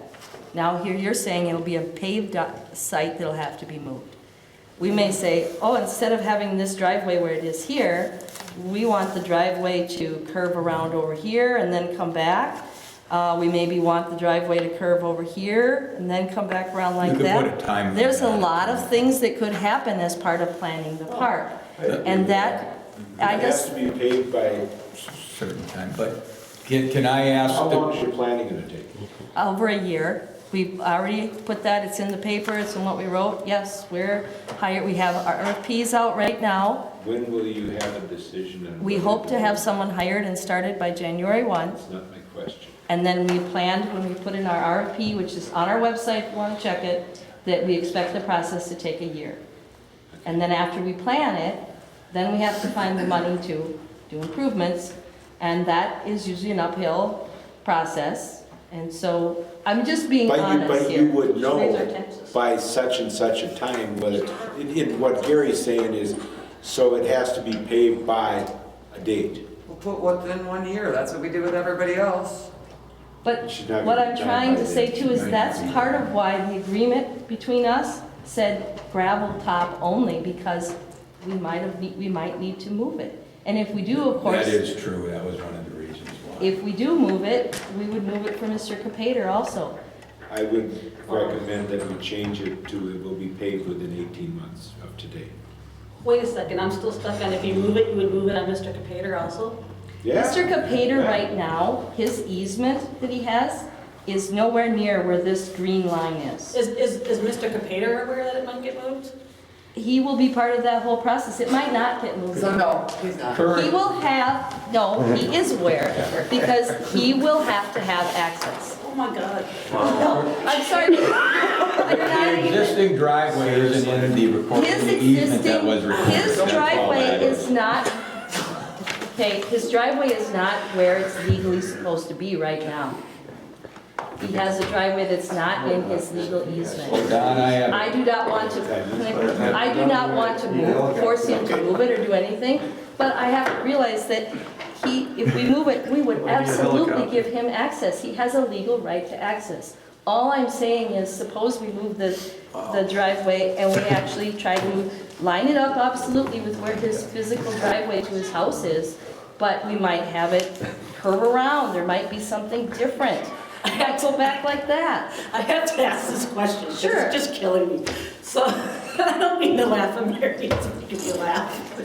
Whenever he laughs, I laugh. So, Mr. Capater's driveway is illegally placed right now? Yes. Okay, so wait, so when was that driveway put in? I don't know, very, very long ago time. So someone, when driveways were just put in, nothing was approved back then? Probably Right? not. So then what makes it, so what makes it illegally Oh, Dick placed? Evian was our zoning administrator. Yeah, that's true. Now that's all It surveyed just out. was recorded. Now it's surveyed out. Jim Rush, it just So wasn't it wasn't surveyed. surveyed out back then? Exactly. So really, you guys put the easement in his driveway, which makes it illegal. It wasn't that the easement was there and he built the driveway. No, so when he acquired the property, they gave him an easement description, and then whoever went out and built the road, whether it was Finstead or whoever it was, they just took the easy They route. took the didn't easiest follow- route they and put didn't it follow wherever they this. wanted. And It's a that's nice not, route, I agree. that's not uncommon. It's not uncommon, it happens. It just happens a lot. And I've already It's just- alerted all the neighbors that there are things we have So to to clean help, up. to help the county, We will, Gary- we'll help them. We'll help Gary, you them. had a comment, then we're well, going to could I, is there some way that we could get it approved and say it's not buildable until that? No. Because it's a CSM. But no, I agree that it has to be paved within 18 months. Right, that, 18 months, but no. And at that point, if it's gonna change, then you're gonna come back and tell me that it's gonna change. Okay, Well, I don't think it's gonna change. You're gonna go longer than 18 months, or is that your No, number? no, 18 months. Okay, I can't have everybody here all night long. I Yeah. got a motion, I've got a second. I'm just gonna recap. I need to accept that. Do you agree it's Right, 18 months. Yeah, it's fine. Right, Okay, 18 months that the driveway is from today. paved, before it's paid. Wherever it should be. wherever it is, yeah, hopefully. And if at that time it's relocated, Fine. the only thing that troubles me is if we keep saying, come on back to us, come on No, it back doesn't to have to us. come back unless Okay, you all don't. right, any further discussion on this? Yeah, unless what? the 66. Unless they change it. Even if they change it, some ways it doesn't really have to come back. Why should it have to come Yeah, I back? don't think it should. Since we're I not don't think always, it- I don't we're not think it saying has where to. it actually has to be. No, it doesn't have to come back. Okay, so what does he have to do to come back for this CSM then? Nothing. Well, Then once can we- once the county approves it, then we'll sign off on it. As long as everything on the October TRT 12th letter. I really think we should wrap this up tonight and just say, Yeah. okay, this is, now we throw it back to the county, if this is done, Yeah. Well, John right. comes back in, he. But we can't sign off, you can't I'm sign not, this I'm not until, asking to sign off on this tonight. well, right, but we're completing tonight, but you can't sign off until I get all the letters, you know, that are, But we everything's need taken your care of. approval so that we can then forward to Right. get the I'm trying to CSM drive the done. discussion so there's no other constraints or no other variables or no other conditions.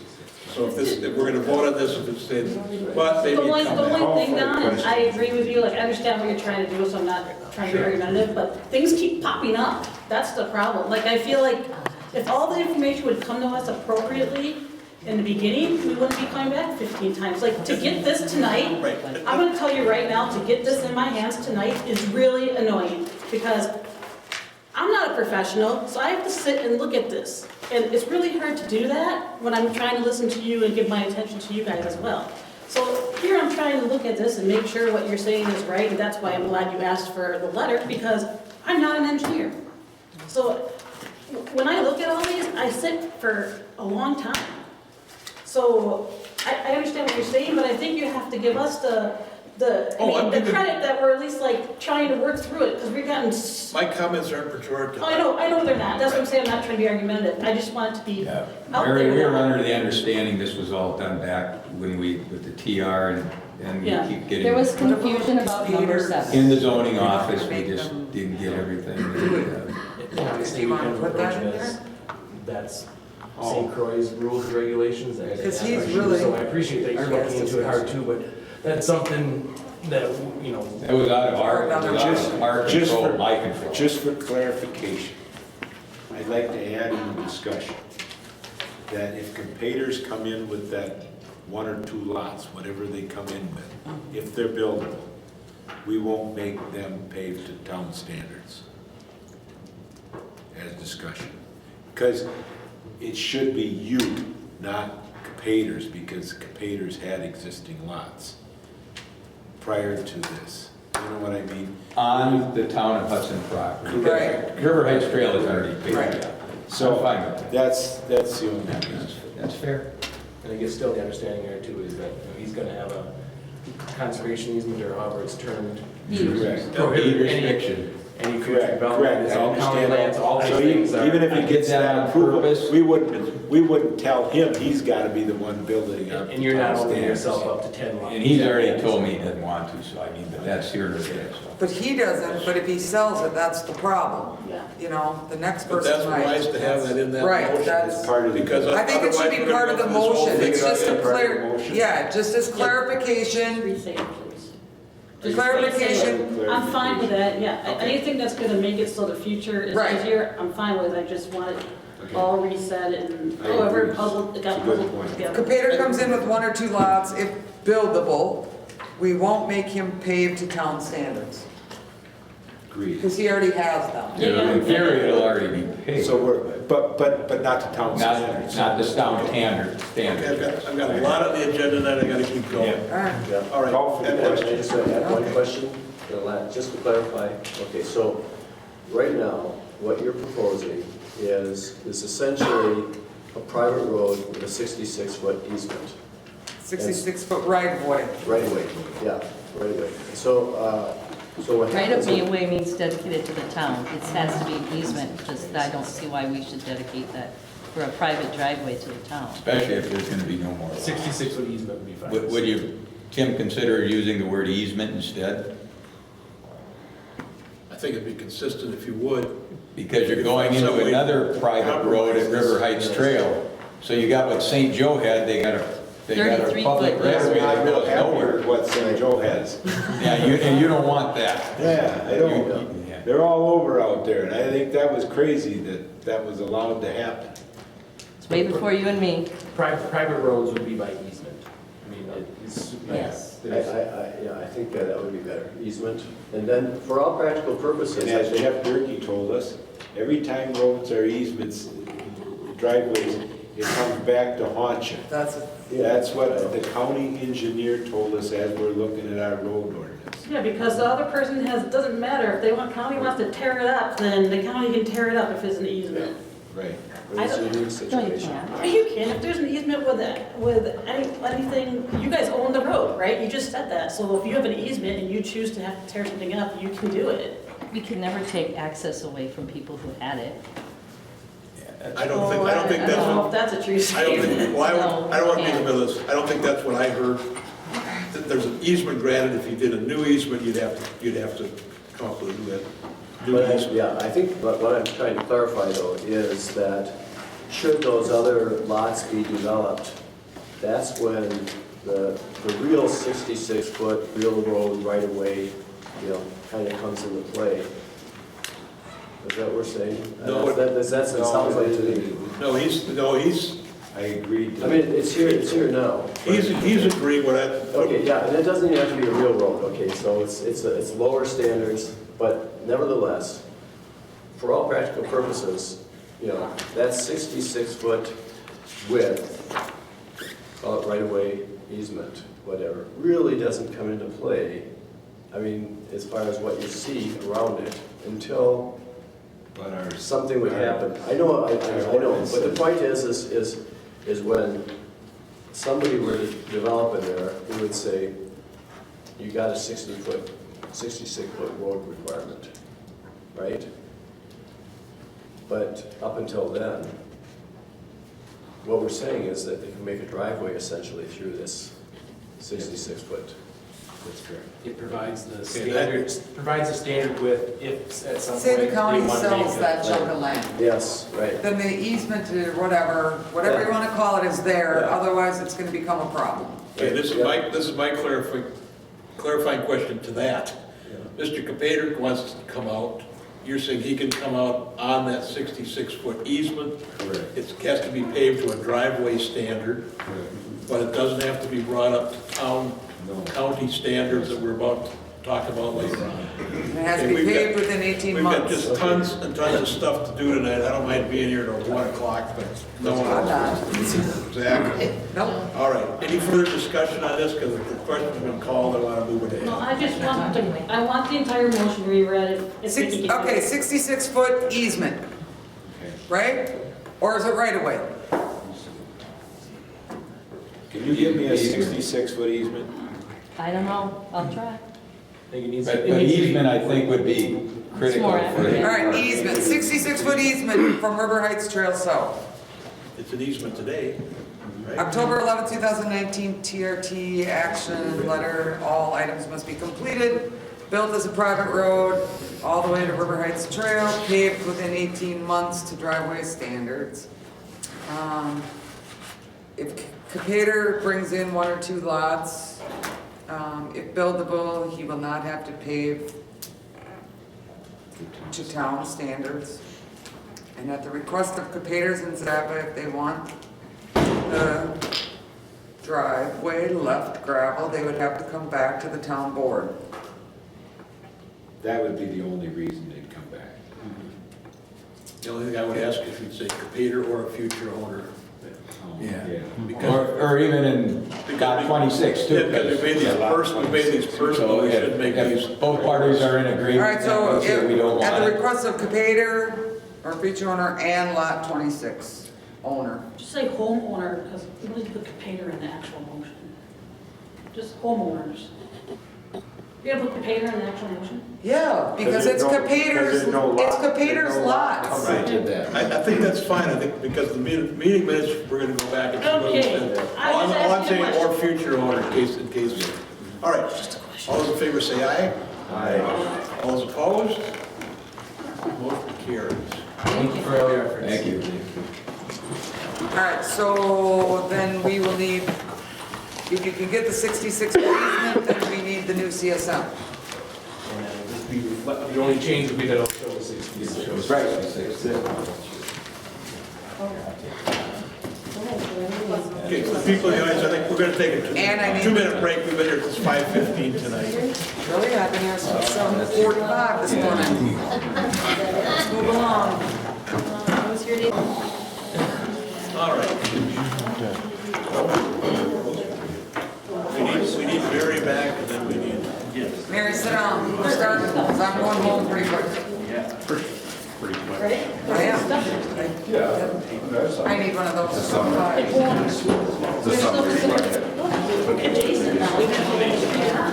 You need a picture.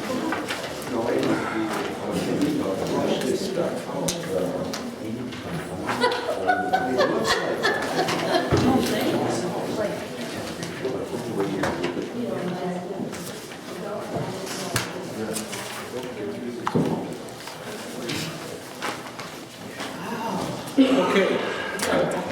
Next on the agenda, we have discussion on the old Highway 35 or jurisdictional transfer to the cities that we have it posted. Nick, are you going to be speaking tonight, or Jerry? Yes. Okay. You saw the complicated background that we just went through. This is not an easy thing to summarize, but rather than me trying to summarize it, I'd be glad to do it, but maybe you'd like to do that. Sure, I'm happy to do it, and that's the reason I put this document together for you tonight as well. My name is Nick Vivian. I'm an attorney. I represent RLCO. I have Jerry Green here with me tonight as well. This topic relates to a development project in the city of Hudson. It's a 6.22 acre parcel which is located in the southeastern corner of the city of Hudson, bounded by the south with Hanley Road and on the east with Old State Highway 35. And so currently that property is zoned for multifamily use, and we're in the process of working to develop that property. But we need some access to Old 35, which is why we're here, and we'll talk about that. Currently, the property is zoned for residential use. The density authorized by the city of Hudson is 97 units, so 97 apartment units. RLCO has applications pending with the city to increase that density to 152. It's not clear yet whether the city is going to approve that. That's simply the application that's pending with the city. The way this sets up, and the reason that this is before the town board, is because zoning is regulated by the city.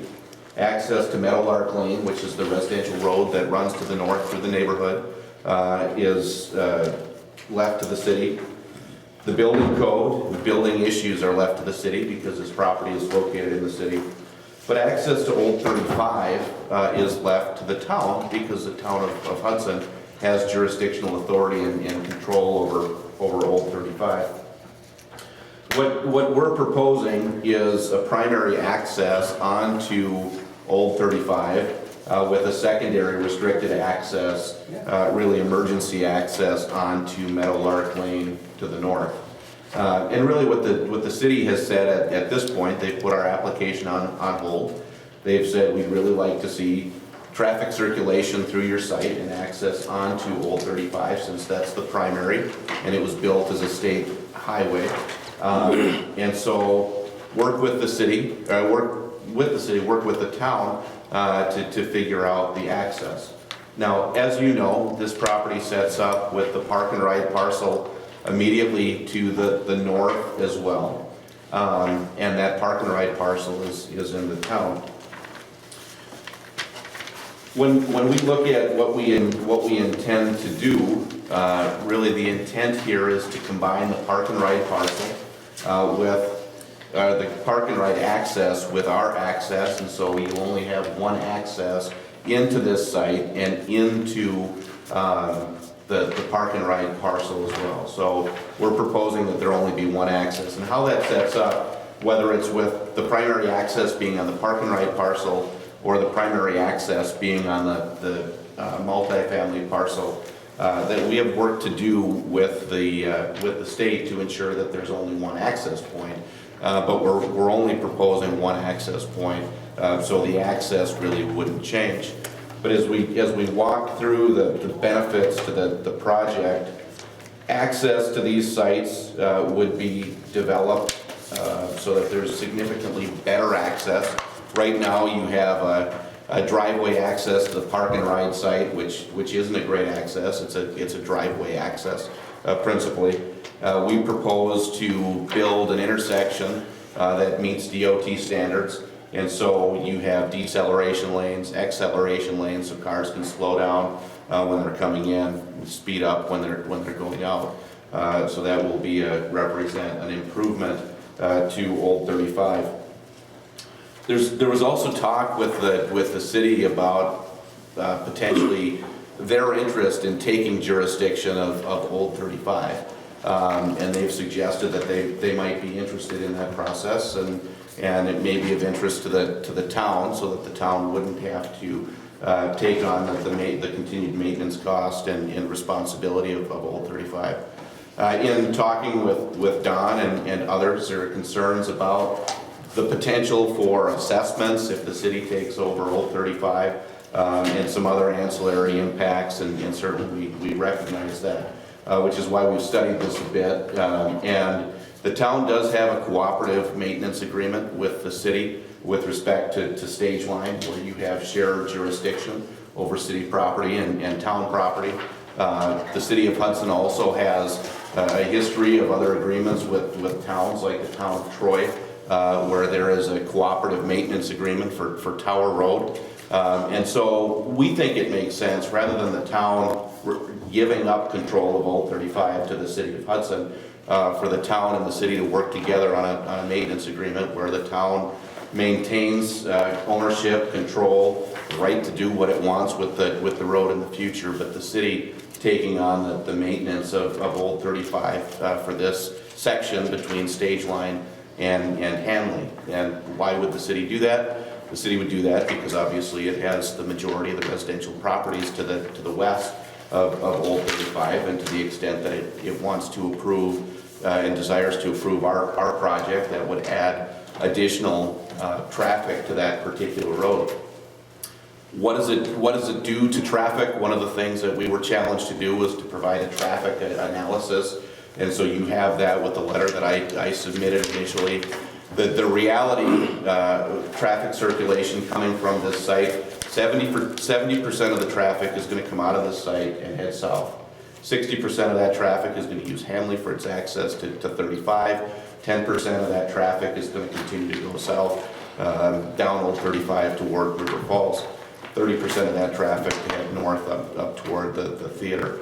But really what surprised me, and we see this quite often, is that the trips, folks come in and they say, well, you're going to have 97 units, or you're going to have 152 units, so you're going to generate all kinds of trip traffic, right? Well, the numbers were less than, I think, certainly what we would have expected. And why is that? It's because people don't travel in as often or as frequently as we might think. Some people are going to work from home. Some people in this complex are not going to work. And so the engineers estimate that the trips that you see in the report, and obviously it's just a study, it's their best projection of what that looks like. But it was designed to give everybody an understanding as to what that traffic generation might be.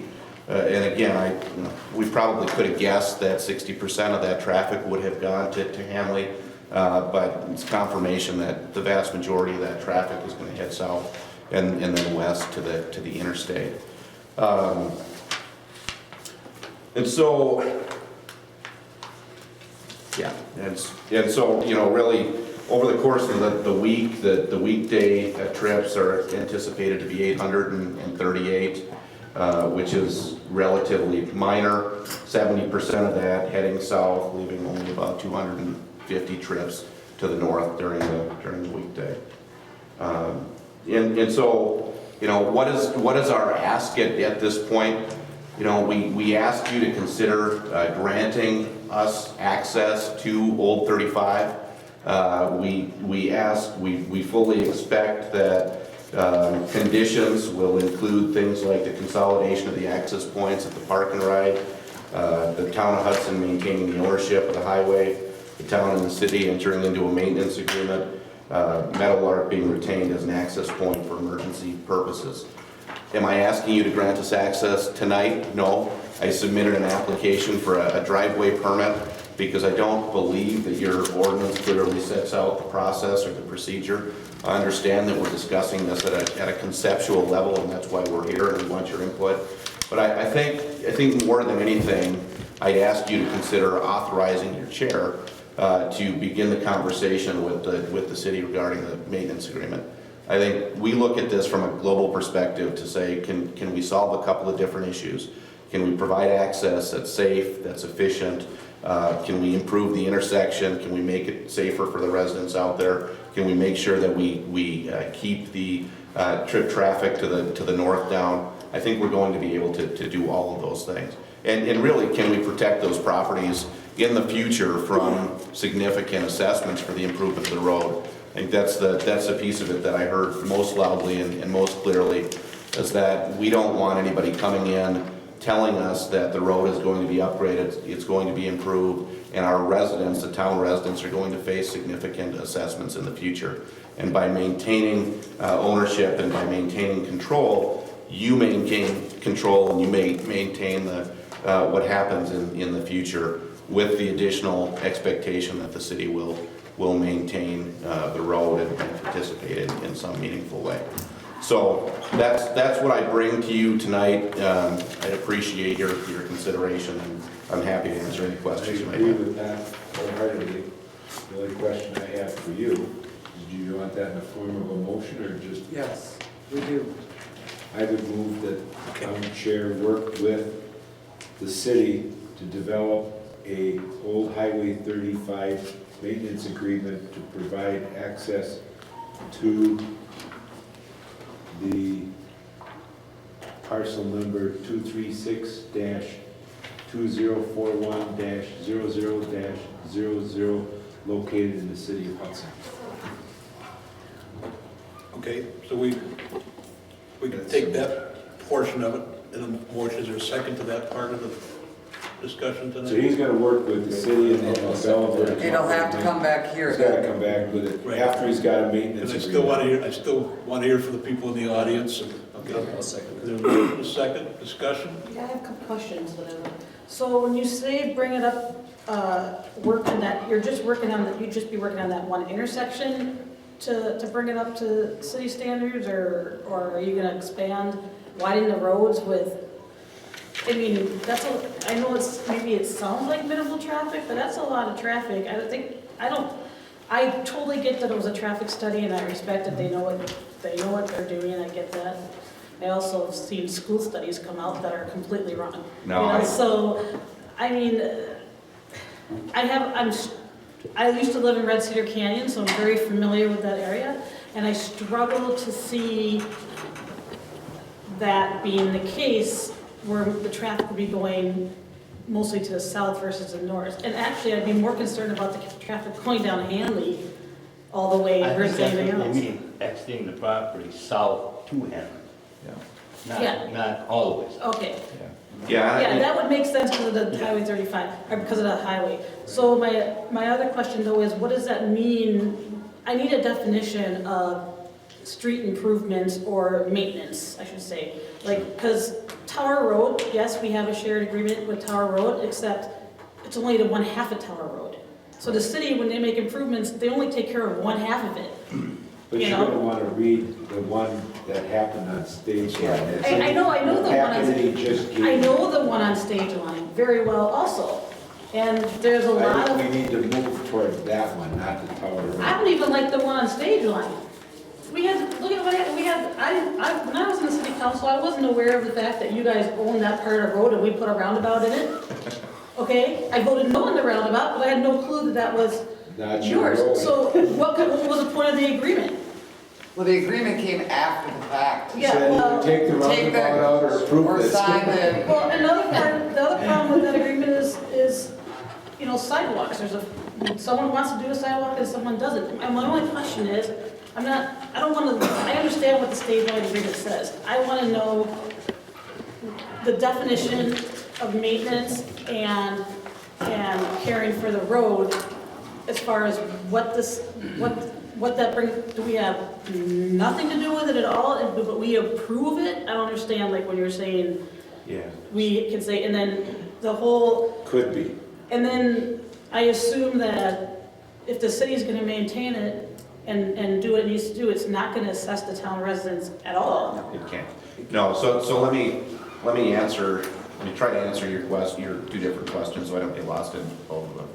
So in terms of the road and just the road in general from Stage Line to Hanley, I think Councilmember Jim Weber said it best when he focused on it by saying, this was built as a state highway.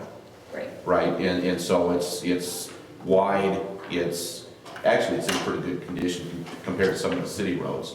So from the perspective of the road being as wide as it needs to be and built out in order to handle the traffic, Old 35 handles a lot more traffic than is on there today.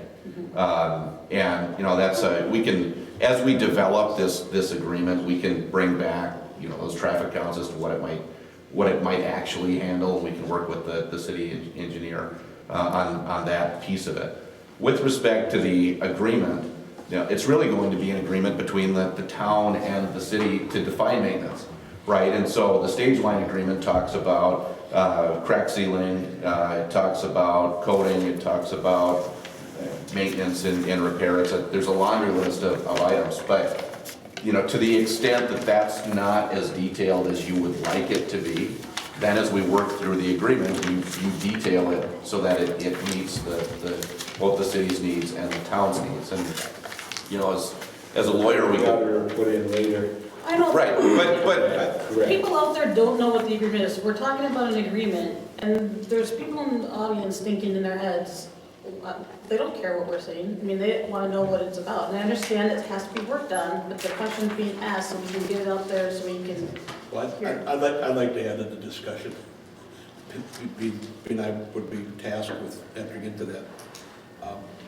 There's still many things that the city needs to resolve with the applicant. Nick shared that, whether there's 97 units or there's 154 units. That's a city issue that needs to be resolved on density. Where I think the city is to date is they were saying that the applicant could not have access onto Meadowlark Lane, which is in the city. It's a city issue, not a town issue. So now it spills over into the town. How do we protect our town citizens with respect to these items? It is a rural state highway that's been turned over to the town. So we need to make sure that it's not some future council doesn't say, well, no, we want to turn it into a curb and gutter, and we're going to assess the people in the town. Those are, I'm not trying to preempt it. I know there's a lot of people in the audience and I want to let you speak, but those are all issues that are not resolved today. Right. But they need to be a framework of discussion. That's kind of the basic philosophical principle, is that we want to protect the residents so that, all the people that are being added on the west side of the street, so, if there's any improvements, they pay for it. Right. And I think that's... Well, and the density is immense. I'm just stating, in our ordinance, if we had sewer and water, we could build in a 12,000 square foot lot. So if you took the same number of 12,000 square foot lots, it'd be the equivalent of 43 acres. We're looking at 6 acres here. So, but I'm trying to not get into that tonight in terms of density and all these issues. But there, if we're going to find some collaborative agreement between the entities, I think Nick has laid out a framework for us. Well, if I can add two things. The property is zoned for 97 units right now. Conceptually, those people that occupy those 97 units could take Meadowlark and they could come out to Old 35, and without any further collaboration or agreement with the town, you could have those people coming out onto that road. I think a collaborative approach is preferable because you get to participate in the future of the development of that corridor. The other thing, just to the point about making the improvements, you don't have acceleration lanes, you don't have deceleration lanes. We have to build that approach, And so those will be immediate improvements that will provide additional safety features, because you don't have it right now with the park and ride. No, yeah. And the other piece of it too, just in terms of lighting, in terms of having people over there, safety, security, you know, it's another component that actually having this corner develop into something productive is going to be a good thing. And whether that park and ride continues to be part of the town or whether it comes into the city, you know, who knows what the state wants to do. But I do think some development of that corner with lighting and with some other security features will be positive. The only question that I would ask, as you guys look at that cooperative agreement, High Ridge is not in the town of Hudson. High Ridge is in the town of Troy. So if you're gonna discuss that intersection of Hanley, High Ridge, and Old Highway 35 South, at some point Troy has to be part of those discussions of this maintenance agreement. Do you know what I mean? And the only reason I know that, at one point, the guy across the road didn't want to provide access off of High Ridge, so he put all 66 feet in the town of Troy. So they couldn't instead of splitting the 66 feet down the town line. That happened in the early 80s. And so I just happened to know that from that period of time when I was on the planning commission, that's what happened. And it was a lot of years before the town got access out of there into the town off of that road. So it is a Troy town road, you know. So I think you should have Troy entering into those discussions, because you're probably gonna have to do something with that intersection too. Well, I do know that because of the volume of traffic. Yeah, the city has a future plan, and at some point when traffic warrants are high enough, I think they see that as a signalized intersection. I agree. And they're not near high enough right now. I agree. But, you know, as there's more development. Correct. And I come out of that intersection quite often.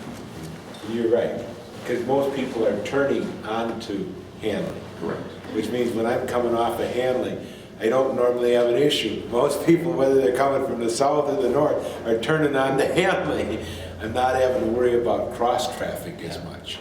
I think all these are outstanding comments. I mean, there's got to be, what I heard you say too, we don't know exactly where this driveway would be proposed. Correct. We don't know exactly what the state's going to do.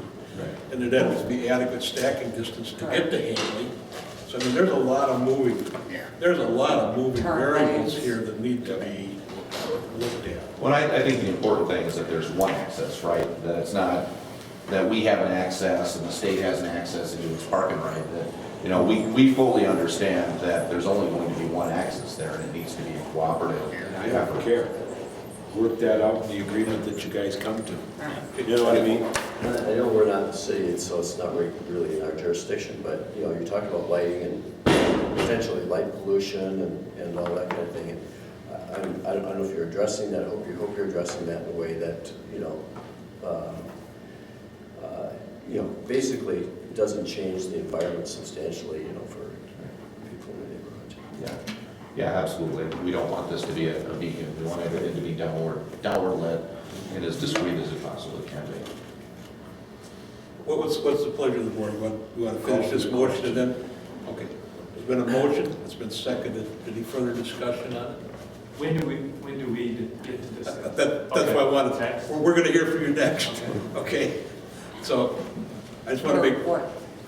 Well, I want to hear at least. Well, that's why I'm asking this. I mean, I just want to hear, the people have been here all night. I'd just like to hear about that. Yeah. Yeah, that's all the people here, right? But normally that doesn't happen. You don't have public comment? No. Not Well, on the motion of not the on board. what's It's not on a the public agenda. hearing, it's a town board motion. When's the hearing? Let me, okay, Tim, if you just indulge the people in the audience, I just wanted. Not for long. No, but I would like one or two comments, just so we understand, this is the developers here, this is the first time I've seen. So if you would just keep your comments. Why don't we vote and then have them. Okay, if you're open to that, okay. All those in favor say aye. Aye. All those opposed? The motion's carried. Okay, and because it's late, Yeah, and you've got mixed in the Sure. multitude. My Name, name's address. Tony Barlow. I'm at 635 Pine Tree Road. So Pine Tree comes straight across from that development.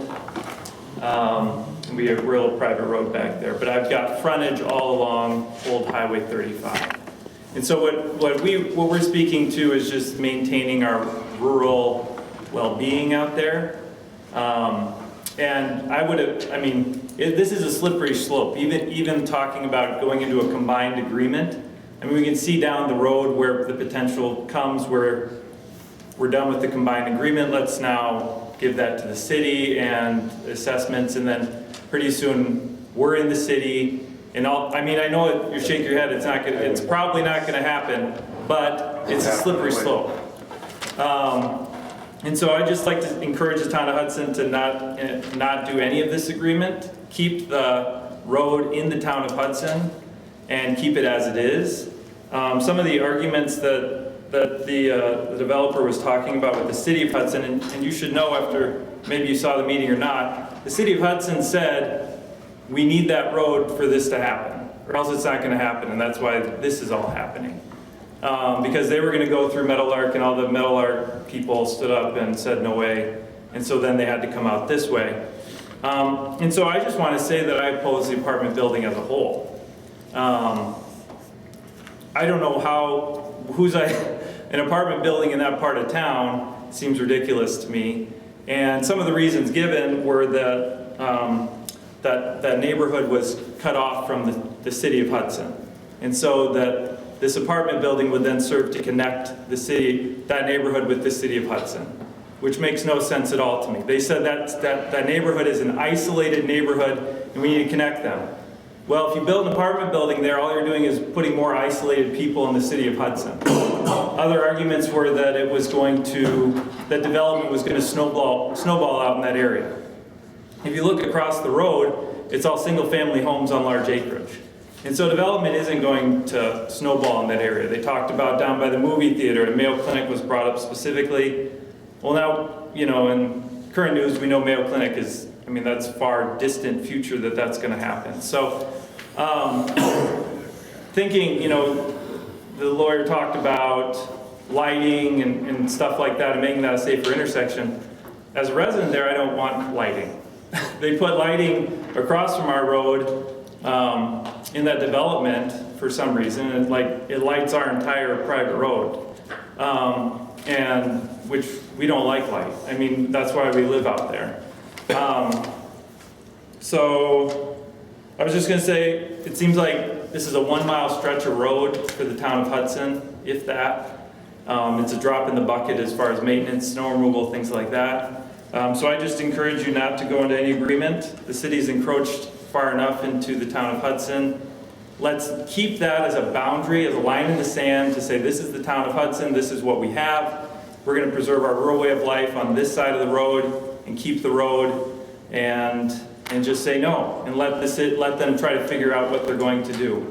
This whole lot was supposed to be commercial, and at some point in February last year, I think, it became residential. And I never knew, I would have spoke against that, obviously.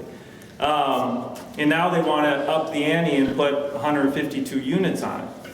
So it's like, it's not a logical thing. You've been out there. Can you imagine a 152 unit apartment building in that area? It just seems there's not going to be any more development around it. It's going to be an isolated apartment building. And I get the developer's point. The developer wants to put as many units as he can so he can make the most money he can. But, they originally switched it from commercial to residential, and the council said this so that it would be easier for the guy to sell. It's like, you don't need to worry about that stuff, And so I just encourage you to keep it a town road, keep it in the town, and not start us down the road of potentially having to pay city improvement in the future. Okay, thank you. Couple more. Yeah, I'm Ron Zimmerman. I'm on 639 Pine Tree Road, and I want to voice my opinion that I oppose this being changed from the current situation of Old 35. As I understand, the impact of even sharing that is going to open it up from 97 units to 150 or 300 units. This is a small neighborhood. You know, I've been there 11 years, and I moved there because it's a small neighborhood. On the rural side of that, adding, you know, I understand the traffic study, 70% is going to go on Hanley. Well, we use Hanley also. So now we're talking stoplights in the future on a rural area on the town of Hudson. So the other impact is up by the movie theater, whether it's Mayo Clinic or whatever gets put in there. Let's look at the study of that getting built out. What does that do for this area? That's going to completely change it. It's going to completely change why I moved to the town of Hudson. So I oppose this, I'm changing this. You know, if they want to put the 97 units in for the current ordinances and the current structure, great. They bought the land, you know, but to change it, to now put apartment buildings, put these large facilities up, I greatly oppose that. I have grandkids, you know, they're on Old 35, Tony's kids. We don't need more traffic on that due to this build out. So as part of that study, what is the impact of that stage line area getting built out? Whether it's Mayo Clinic, what is that impact on that? How many cars are we talking then? We don't know. The problem is it's city land. All of this that we're talking about is city land. So we have no say whether mail goes there, whether apartment goes there, whether they put lights on that side of the street. We have no say. Right. We can't stop them from putting the lights that are across the street from you now. We can't stop them from doing that and all the way up the road if they want. They can go all the way up and down the road as long as they own the land. So, and the only way for your guys' land to get taken over is if you choose to ask for it to get taken over. I mean, you know, that's how that happens in the first place. Sort of. Well, there's that one farm there too. There's a farm there that, I mean, that's the only thing there that I could see annexed possibly, and that's small. Occurs is easy. 50% of the people by volume, land, or value can request annexation. And Right, the other they have to request it. 49% get drug in the state, in the city. I've seen them accept it. They have to There get ain't requested, nothing but you the can city do can't about it. just go do it. Yeah. Well, but the city No, they doesn't can't. never Someone just still go has and to take it request. land. Right, they have to request it. Right, that's what I'm saying. 51% Well, right, of but- whatever the value. That's what I'm They're not saying. gonna request. They're not gonna request to go in the that they're- city. Yeah. But he's right. There's only one little parcel there. There's one. So, I mean, buy that guy's land, and I don't think you have anything to worry about, but. And that's, so you're right. Theoretically, it shouldn't happen, Right. but it could. But as far as the stuff on the west side of the road, there's nothing. We have zero control over that. Can say about it. But what we can do Right. is to find reasonable compromises that protect everybody, which is what I think was the motion tonight. Correct. Because neither municipality wants to be using a hammer and everything's a nail. And if there's reasonable people, hopefully we could, I'm not gonna negotiate anything on my own. It's all board approved and in good faith. But I do think opening up a dialogue with the city, knowing your concern is why I'm taking an extra few minutes tonight to make, you deserve it, to tell us what your concerns are. That has to get factored into these discussions. I appreciate that. Without, Can I just say something briefly? I'm probably one of the, this is my wife, my name's Ivor Branson. I live at 603 Old Highway 35, which is like pretty much directly across where they want to put this driveway. I've lived there for 20 years, raised my kids there, and I woke up, well, 20 years ago or whenever they put that parking right in, to the caterpillars just dozing through the field across there. And my older neighbor told me, oh, you didn't hear? They're putting in, 300 neighbors, or I think it was 200, and then it turned into 300, 400. That whole development went in. I was young, busy. This seemed to happen again. I've seen that Go Greystone commercial sign for a decade or so and never sold. And then somehow the commercial sign went down, and then I hear it's multifamily and this big apartment building's going in. This is right across my front yard. I've already put up with the empty park and ride for however long that's been, cars sitting in there, just, nobody uses it. I mean, that was just a bad decision.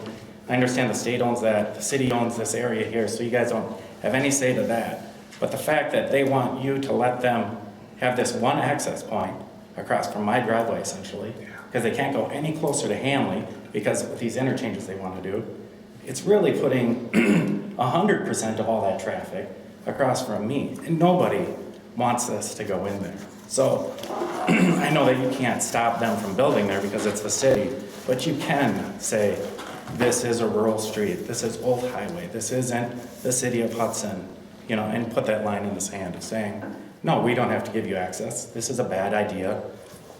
You shouldn't have a big apartment building right there across from Excel Energy, you know, nice view of Excel, and all the traffic. I mean, it's just, nobody wants it there except for these people that want to build it there. Well, and to add to Mr. Barlow too, so that point of leverage really stands with giving up your jurisdiction over 35.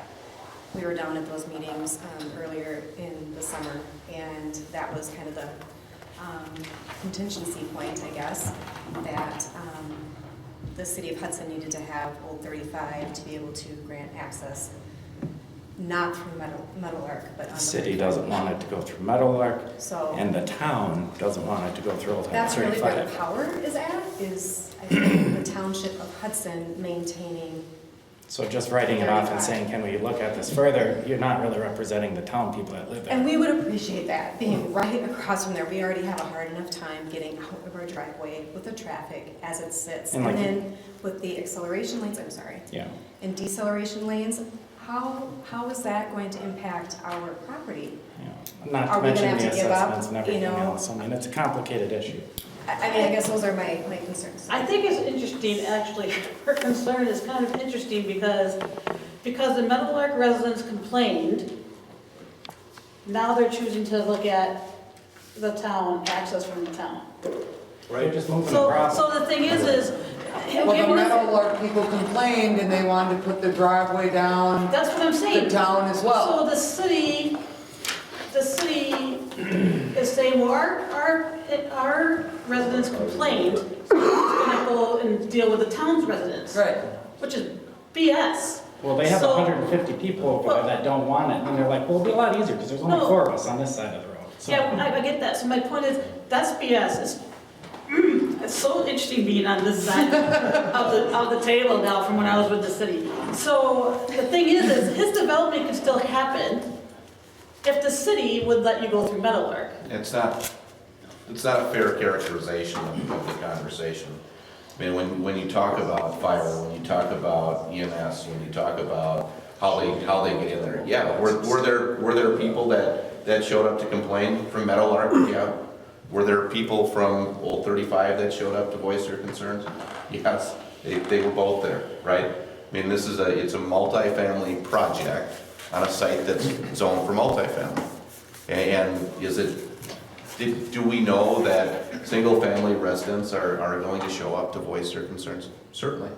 But the point of this is that if anything is to be built on that site, there has to be traffic circulation. There has to be an ability for fire and for EMS to get in there. And Meadowlark isn't perfect in and of itself. And that's why when you see in our notes on how we see this, there's going to be access to both.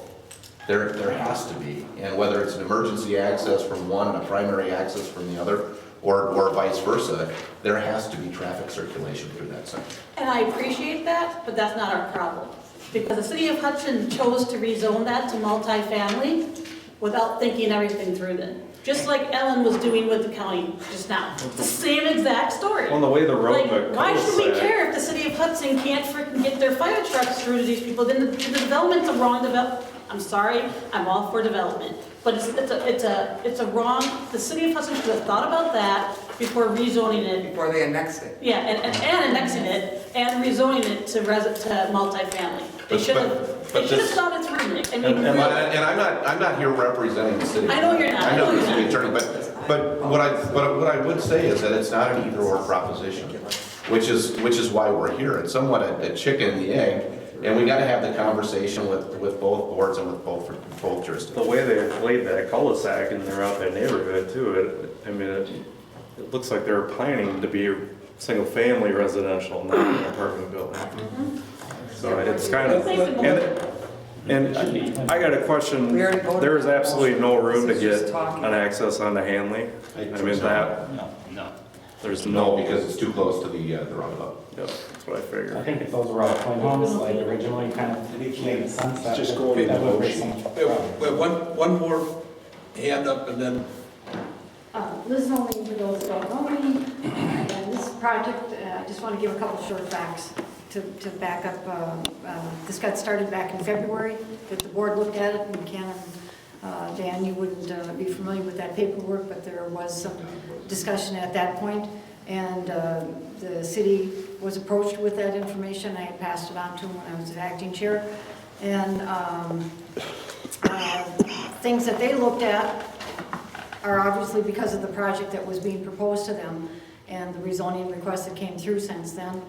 And they looked at, and we were looking at the costs of maintenance of that roadway, and they came up with $50,000 to $75,000 in the next 2 to 3 years, and that was the figure that they had obtained in April for that roadway. Just a fact.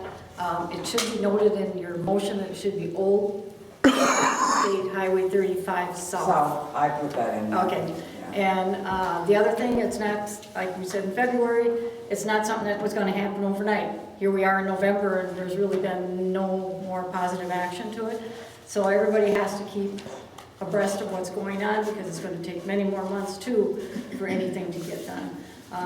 Particularly because it's the same situation as Stage Line Road with the roundabout. The park and ride, yes, belongs to the state, and the reason that we had to go a cooperative agreement with the city was the fact that the area where the roundabout is in the town of Hudson jurisdiction, and it's also in the state of Wisconsin right-of-way for the Highway 94, and they were in no position that they wanted to annex that portion into the city, so therefore it had to stay as town of Hudson jurisdiction, and had to come up with a cooperative agreement so that the hospital could proceed with their project and get the roundabout in there. So you've got the same situation with the park and ride. That is in the town of Hudson jurisdiction also. And whether or not the state wants to annex it into the city so that they can get their joint driveway, that's an issue that has to be worked out between the city and the state too, and the state has to go through a process of selling off property too. so with that, unless there's other comments tonight, I want to move on to the agenda. Yeah. I think we have a framework. I'm assuring my board, and I'm assuring the neighbors, I'm not going to do anything without making sure we're in agreement as what we're doing. But I think sitting down in good faith and at least looking at it and protecting the concerns that we have is a start. I have one factoid, and I can let it go. Does anyone in the room know, is the park and ride in the town of Hudson, or is that in the city? Yes, it's in the town. It's in the town. Yes. We've been. Okay. Do you remember where they moved it from? No, I don't. The north, Baby trips. the southwest West corner of Stage Line and Old Highway Old Highway 35 south 35. and Stage Line. Well, it's actually County Road in, because County Road in Yeah. runs to the bridge. Right. So to clarify for me, for everybody, like, by us saying yes to Don having discussions is simply saying we have a voice. It's not saying it's going through. But if we want to represent your concerns, we have to have a voice. Which means we have to say, we have to have that motion in place so Don can do his job. Get it? And so we're not like agreeing to anything, just a voice. Excellent summary. Okay. All right, let's move on. Thank you. Thank you.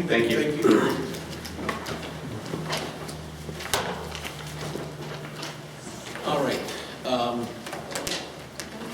It's the board's favorite. You want to knock off some of these real little ones, or you want to? Got somebody here. Is the more here or no?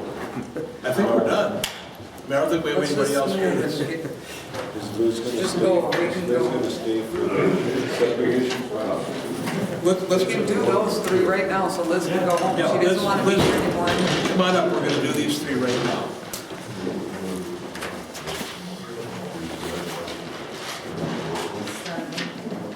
You haven't been Yeah, home you have yet. been home. How are you? item 4, but I didn't get to go home. So, it looks like we have to vote on these individually. Yes. So let's start with subdivision ordinance. Okay, subdivision ordinance, our last working session was October 14th. Made the changes that were discussed at that meeting. Copy was made available on October 15th to the office and all of you, as well as to the County Highway Department, Community Development Department. And there's been no other suggested changes to that Chapter 90 amendment. So we can make modest changes in the future to the driveway ordinance. This has been noticed twice. Are there any changes? Because I'm going to ask for a motion to approve. Okay. 90-6C1. No, it's C2. Lots located within section 12, 13, and 36 in township 49 north, range 20 west, and section 7, 18, 19, 30, and 31. I do not believe when we originally passed that we meant to leave out section 17. Yeah, that's in our ordinance. I know, but I'm saying I don't think that was ever the intent when we did it, Don. I think the discussion was we were going up Hanley, and then we zoned all that stuff north of. You're going up Daly. Going up Daly, rather. Going up Daly, and everything north of Durrell Bag was zoned residential. And since everything to the west and north of that is 1 acre, I think we meant for that section 17 to be included. So what I'd like to do is after 7, comma, add 17, comma. Because all the rest of 17 is 1 acre. Just make that section 17 and just add it in there. Or just get those 2 parcel numbers and add those 2 parcels. I have the parcel numbers. I don't care what you do it. Just point of clarification. Because we're recommending a change to the zoning. I know. No, not to zoning. No. Wait. To the subdivision. Yes. The draft that Liz has not been changed. It hasn't deleted or added a Correct. section 17. Okay. No, this is the first I've heard of it. I agree. Okay, and because this is to discuss it, and that had to have been in there for years. Yeah, it It was a was. mistake. I just never realized it was in there that way. Well, is that, okay, then I'm just saying back in reliance on that, do we want that to be 1 acre lots? Yeah, because it makes sense for the community there. I mean, that's what it is all around there. You can just say section 17 west of Daly Road. I can add the parcel numbers if you want. I would prefer the section 17 or recommend that in case there's more. Right. Or West of Daly. Or if those get split, then there are different West of parts Daly, of south of Green Mill, north of Durrell Bay, basically. So Yeah, that's what we better do to make it consistent. it makes sense. That's what we did with O'Neill, and that's what we did. west of Daly, south of Green Mill, North of Durrell Bay. There's a 16-acre parcel there and a 40-acre parcel. north of County A. But all the rest of the Durrell. Yes, I would say north of County Road A. That's Because, fine. yeah, because Durrell Bay. Is a building. Not- Is a building. yeah, Yeah, it's not even in existence. It's not in Find it existence. that way. Right, Yeah. right, Green Mill, Daly, and County Road A, so it's Yeah, that yeah. little square. Yeah. And everything else is already 1 acre Yeah. there, so. And just to let you know why that came up, is they were planning to come back next spring with the development in there, only to find out the ordinance didn't allow them to do 1 acre lots. And I'm going, yeah, we changed that to 1 acre lots. Oh, okay. You know what I mean? That's why, Well, that's how. Who is it that? came If to you know that. Yeah. Is that I mean, Durrell Bay? Yeah, the guys that own Durrell Bay. Because remember they came in and they talked about whether they could do additional industrial out there? We went, I don't think so. It's zoned residential. So then they left. And now- But I'm just asking, Yes, it is. we took time on everything else. I know. Because if I'm the guy that came in, I won't put a name to it, I came in and buy Durrell Bag. And am I that steeped in our history to know that that I'm gonna do 1 acre lots on what's left? Yeah. Yeah, Really, from what? Because our ordinance Because we doesn't told say them that. Because the whole time, he's owned Durbank for a long time. He's not new to Durbank. He's not a new owner. No, but I don't remember saying, unless I wasn't here. You weren't here. So you said you could do 1 acre lots? Yes, because we believe that. Everybody said West of Daly was 1 acre. Yeah, Okay. we really believe that. I don't think that was ever the intent to leave it out. Makes a difference of 30 homes to potentially 60 homes, which we need for our tax base right now, so. And I like that because it fits into If that it's- whole block. If you're covering the whole section without taking another. Right. Correct. And, you know, Right. Yes. It's like the last piece to the puzzle there. Yes. and I probably shouldn't ask, but is it consistent with our comprehensive plan Oh, God. of current land use or? Yeah. Well, yes. It's, Current in the comp plan, land use it's is zoned. zoned it is- residential. You're right, it's all zone residential. So we're in line with that? Yes, it is. It is in I line. have it all right So, here. Yes, it okay, is. so we're in line with that. Yep. Okay, any other changes? No, that's it. That's all I got. No, you guys did a great job. I know I missed 90% of the meetings, but I a lot of agree. it was really Thank out of my you, Liz. control. Yeah, let's, And sorry I didn't know about it because I hadn't read it. That's close okay, enough. today was the first I heard about it. I agree. You know, I heard about it yesterday. Okay, so it's right across, He must did be a just job. over. Literally that cornfield, Yeah. that cornfield and across the street from it, like. let's that's move what it is. along and quit chit-chatting. Okay, call for motion? I thought it was I more move than we that. approve the chapter 90 subdivision final draft with changes, period. Second? Second. Second, discussion? Liz, going once, we're gonna do it. All those in favor say aye. Aye. All those opposed, the motion's carried. Look at that. Thank you, Liz. Thank you. Liz isn't next done one. yet. Let's hope Okay, it's, discussion on the road that's the driveway easy part. The easiest part? Okay. Now, as a takeoff from there, as we are also been working on, is that we took the road standards out of the subdivision and ordinance for various reasons. One, because of the county change that came about. Two, because road standards could apply to, and driveway access could apply to other areas other than subdivisions, so we wanted to cover subdivisions and other areas that don't fall under the subdivision ordinance. Such as an existing lot that's there, doesn't have a driveway. Explain how I get my driveway. From that point, again, our last work session was October 14th, October 15th. I put in our comments that as a result of that meeting. And then I met yesterday with Sarah Burrell from the Community Development Department and Ellen Denzer from the Community Development Department. Got comments, had a couple questions for them and clarified with them a couple of issues. Met with, or got an email today from Jeff Durkee, the Highway Commissioner.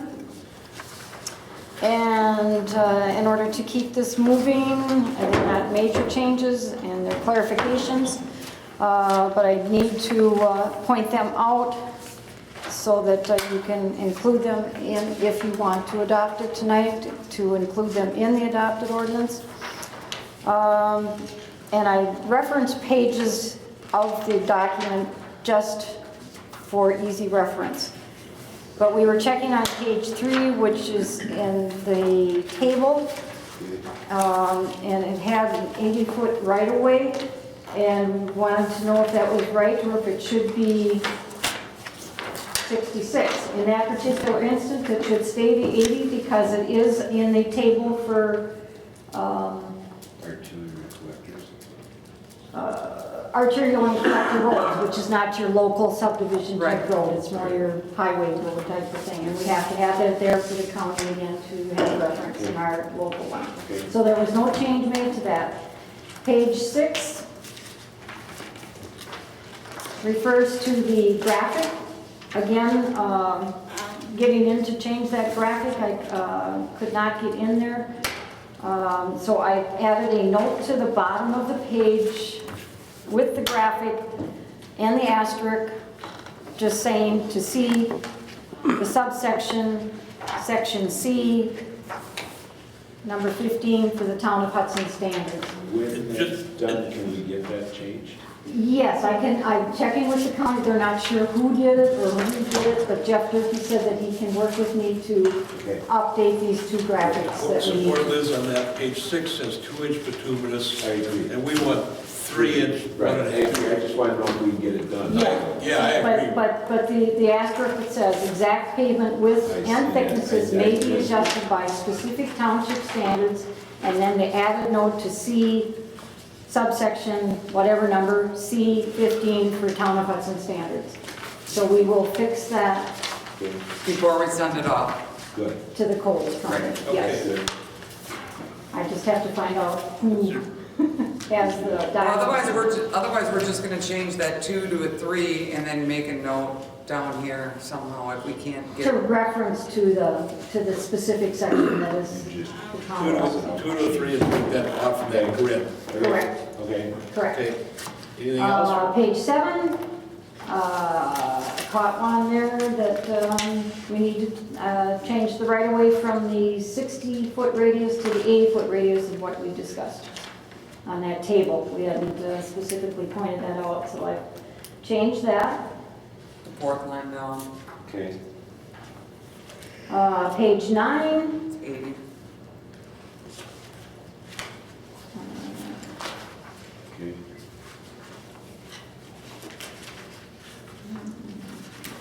Page 9, that's the situation where that's the table that is, Couldn't get in to take it out. just, no, I took out the part, for access road, it had a traditional neighborhood column there. I took that column out, because we didn't want that 50-foot right-of-way there. Okay. These are standards that are set up for the rural design and construction standards as the Wisconsin Department, as its notes above there in number 3. So we still want this in here for reference for any particular road that it applies to for us. Because we have the cul-de-sac without an island, and we have sub-collector and access roads within the town. So I left those in there, but I eliminated the traditional neighborhood access road column, because it doesn't So there's apply just to 2 anything. columns now. Yeah. That middle column comes out. This, the traditional. And the cul-de-sac, Traditional neighborhood. cul-de-sac without the island, is that supposed to be 60 or 80? Third, fourth down now. Cul-de-sac without an island. I think it was 60. In the developments, because isn't it, Conventional development. yeah, it was 80 in the commercial and industrial and light industrial, but it's 60 in the residential. Okay. Back on page 8, you look over on the diagram. That's fine. It's a 60-foot right. Perfect. So, And just a question here, so did we just post 90 though on the website? And that's what we just had the public Correct. comment on? Correct. So this piece right here, we really didn't have a comment on. No, it's not a public hearing. No, it's not a public Okay. hearing. No. Okay. But are we gonna have a public hearing on it all? No, we don't need to, so. Okay. No, other than, plan commission members reviewed it and gave her recommendations.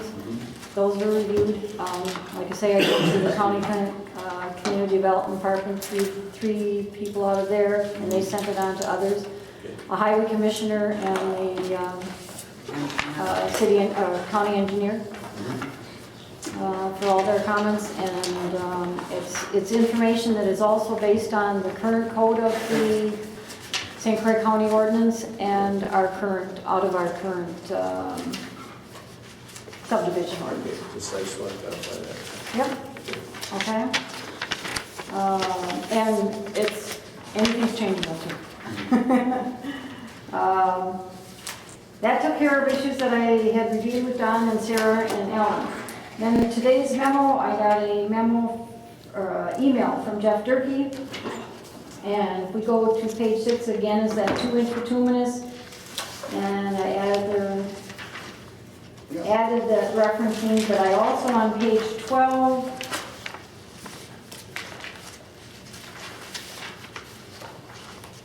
put his language in there in number 15. I I put in there to be a 3-inch hot bituminous mix of 2 1.5-inch lifts, 22 feet wide. Okay. Just for clarification and using his same language as his suggested language. On page 10,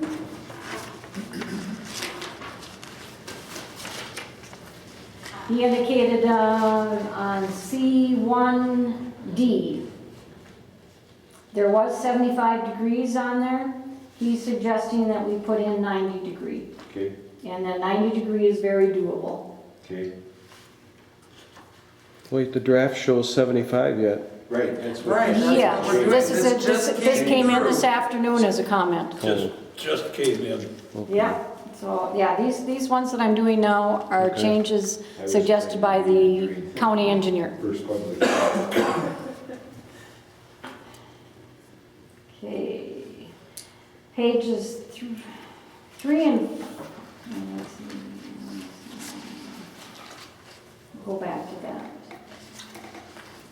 Another comment that he had is that we reference Class E highways in 2 sections of this ordinance, but then he said he doesn't note where the definitions are. So therefore, on page 15,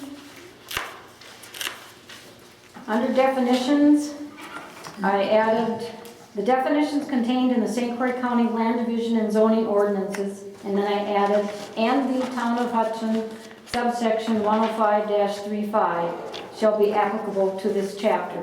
And under the 105-35 does have the Class E highways listed as well as Class A, B, C, D. And then it all I know what. And that's up to date too, because we just did all that. Yeah, and then that'll take in all of our definitions The too. county went away from classifying A, B, C, D, and they went to the type of road description, and they tried to get us to change, and we didn't want to. Yeah, Jeff mentioned something about that, versus. And we didn't, and I knew that, local I'm not versus- surprised when I read this, that he wanted us to. No, and I had checked with Ellen regarding that, and she said Class E reference was fine with her. So, And I'm okay there's with it. difference of I opinion, do. so it's Yep, I whichever do. way you want to go, but at this point, we're referencing Class E, Give and the that was our definition. current I agree. ordinance, I and, agree. okay? Yep. And then he noted that he did not, or he was referencing something on commercial driveways that they recommend to go in ingress, egress, and possibly, with 2 driveway accesses.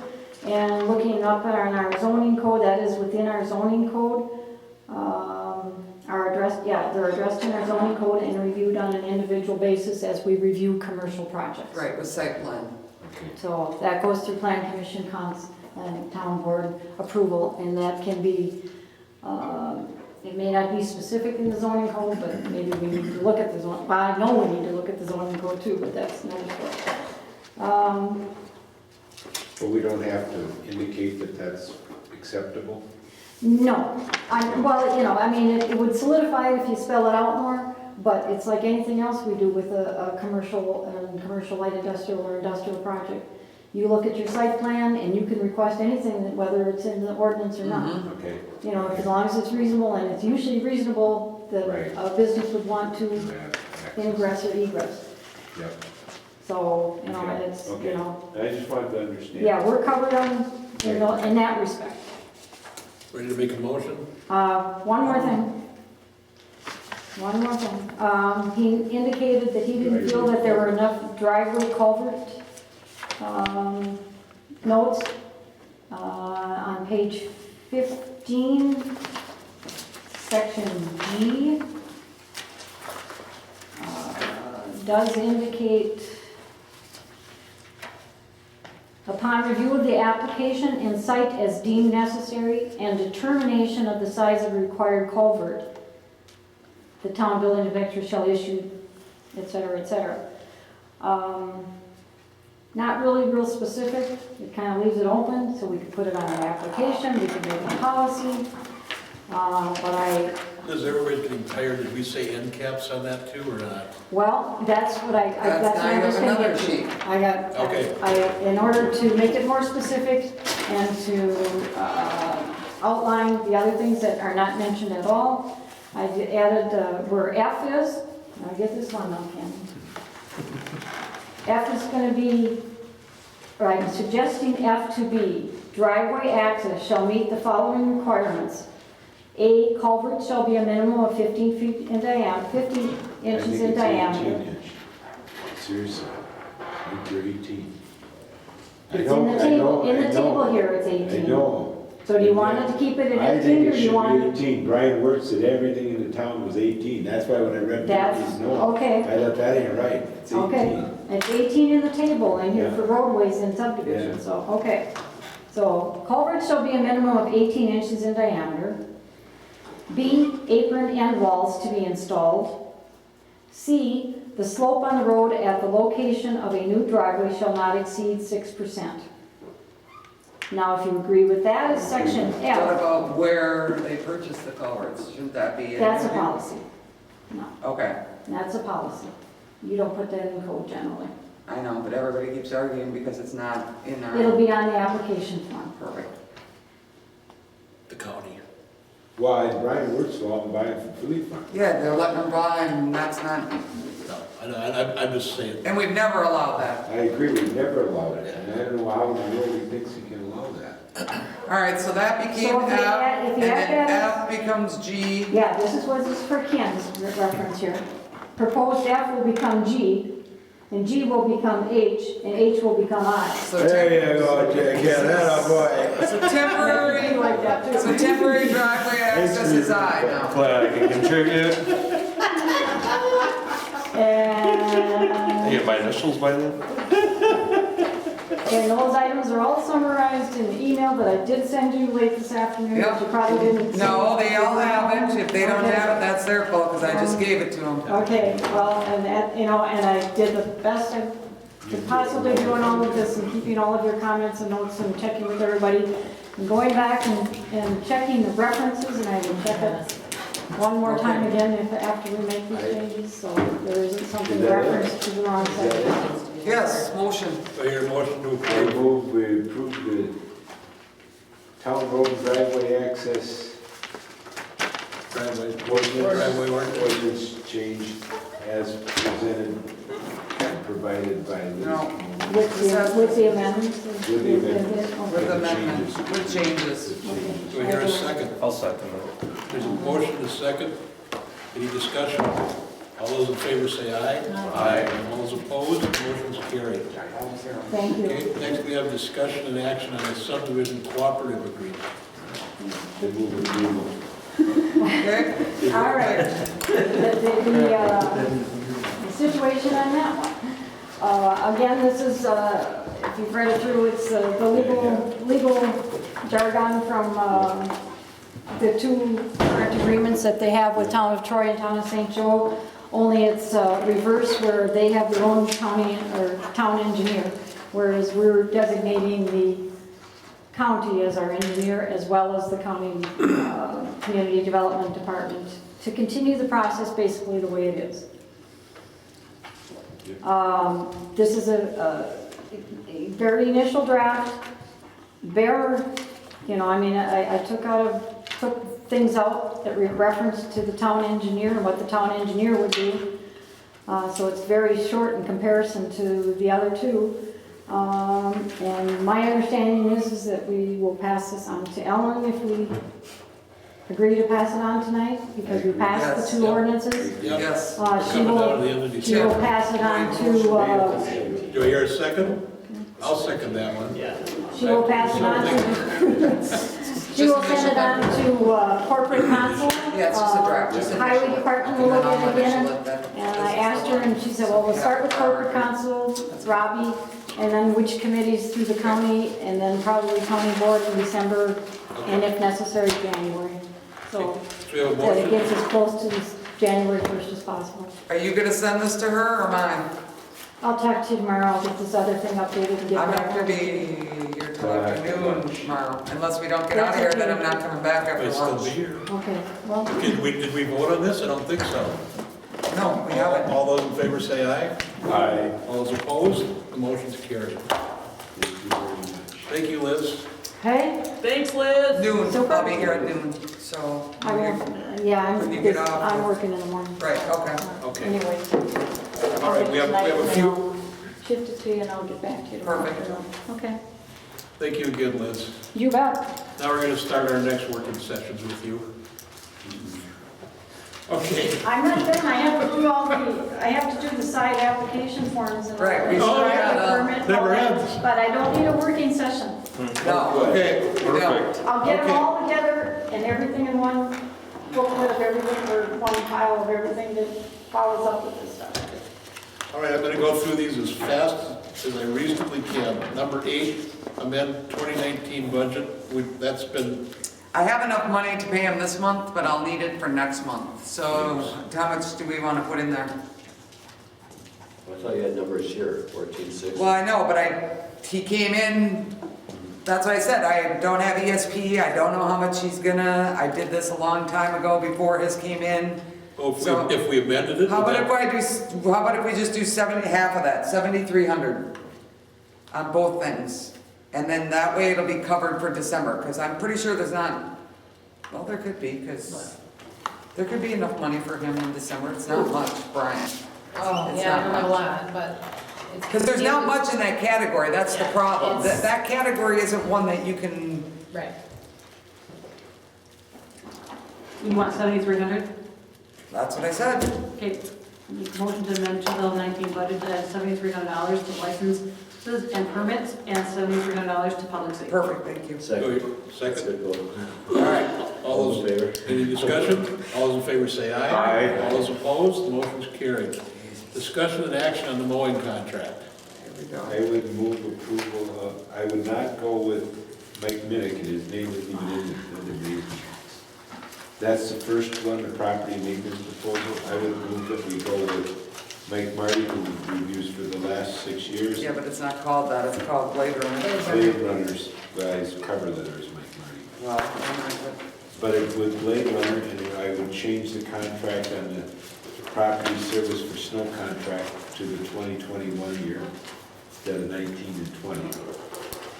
And the 2 office staff no longer want to shovel snow at less than 2 inches, which I don't blame them. Nope. And so I called Mike today and visited with him. He will take care of anything zero. So on that, where it says $30, 2 inches to 5, just change the 2 to a 0.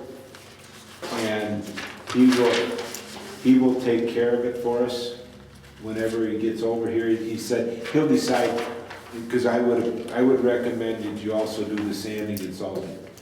So if he gets here and it's just a dusting, he'll just throw salt on it. He said it'll be all gone before noon. The winter is right, though, it's the 1920 winter that he's doing it. So you don't want to change that. Really? Well, it's 19 right now, and it's gonna be Oh, 20. yeah, that's true. Okay. So you changed the dollar amount as well on the? No, I didn't No, change just it. change it to Just the 0. You inches. just the inches, Wait, so okay. But check both of the boxes. We're paying $30 to throw salt down? No, it's $10. To clear the sidewalks, both ends of the building.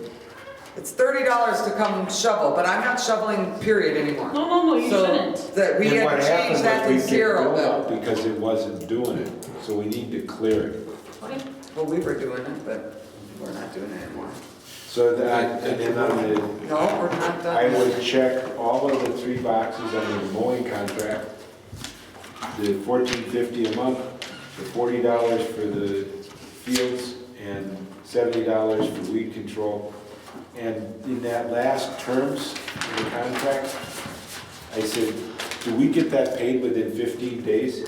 No. And we don't. And so I said to Mike, how can we change that to 30? And he said, just change it to monthly. That works. And he said, just change it to monthly. He says, and you guys always do. He said, that's fine. So I would move approval of that with those changes. Second. Any discussion? Yes. Point of clarification. No, go ahead and approve that. Because I got another, Well, I have something a else. point of clarification, that's what I'm asking. Yeah. So the $14.50 per month, is that just when the grass is growing, or is that all year round, or how does that work? It looks. Just when the grass is growing, you do. Yeah, 'cause I can't tell from here, you know. Well, we can just say April through October. Well, he was doing leaf collection this week. Yeah, see, he does fall cleanup or whatever, so Just leave it. Okay, just leave it. Just leave it. okay. And then there was, the other guy referred to, some park maintenance and stuff like that. Who does that now? Yeah. He does. So that was my other side. Yeah. I don't believe we ought to be paying Mike Minnick $520 a month. We've been paying him $15 an hour. I would say if we want to give him a raise, I'd give him a raise to $16 or $17 an hour if he's interested in doing it again in 2020. How many hours does it usually take him to do it? Not much. That's why I said 520 would be Is a... he gonna put his tractor in turtle mode then though, or? No, he's not No, mowing. this All he's guy doing that is just- cleaning the bathrooms. This and guy cleaning that we're the garbage talking about cans. is doing, Okay. He wanted $1,650 a month to mow. plus, he wanted to be paid year-round, is Yeah. what he wants. All right, so we have a motion and a second first, so we gotta act on this. Okay, all those in favor say aye. Aye. All those opposed, motion's All carried. right, now what do you wanna do then? With Mike Minnick doing the park maintenance only, I would propose that we contact him and find out if he's willing to, if we as a board agree to maybe $16 or $17 an hour, whatever we want to agree to. So we Let's give him make the minor agreement raise. right now. He's doing it now. He's doing it. He is. Yeah. So does he have an agreement? Or is he Yeah. just, Yeah. No, he doesn't have a No. contract, he's No, just he's an paid like an employee. employee. Yeah, he's just an employee. okay. So he gets paid $15 an hour now? Uh-huh. Yeah. Well, yeah, I think he should get a raise like everybody else if he's doing a good job. Okay? Yeah, I'm good Do we with that. need to do a motion, or you're just gonna talk to him? I think we need to make a motion because it changes the budget. So my question is, do we want to pay him 16 or 17? Is he doing a good job? Well, $2 an hour jump It in does. 1 year is pretty big. Yeah. Let's do 16. 16. I think 16 is 16 fine. That's awesome. I just threw out a number out here. No, I think So 16. I would move that we kind of like Mike Minnick to see if he'll do park maintenance for $16 an hour in the 2020 season. Do I hear a second? Second. All those in favor say aye. Aye. Aye. All those opposed, motion's So you're gonna carried. call him, Yes, I will call him. Thank okay? you very much. All right, mowing And I contract. gotta call Marty in the morning too, because he wanted to know if he gotta clean the sidewalk. Yes. Yeah, because it might snow We're tonight. gonna get snow, and I said, I'll call you in the morning, let you know. Okay, discussion and action on the 2020 tax collection agreement. No, so moved. Do I hear a second? Second. Tim already Discussion? seconded. It's okay. Okay. All those in favor say aye. Aye. All those opposed, motion's carried. Approval of special assessments to be placed on the tax roll. Or motion. Jesus. You signed it already. All right, Mary and Ken already said seconded. Okay, and that is with respect to the garbage, or which is special assessments? When we sign. Garbage, Whatever. yep, That's couple like fire 40 calls, grand. and animal control. 40 grand or whatever it is, just Yep. to refresh my memory. Okay, any further discussion? All those in favor say aye. Aye. Motion's carried. Discussion and action on election security and election security grant. So I want to do this Kerber Rose thing that they put together. It's $200 a year.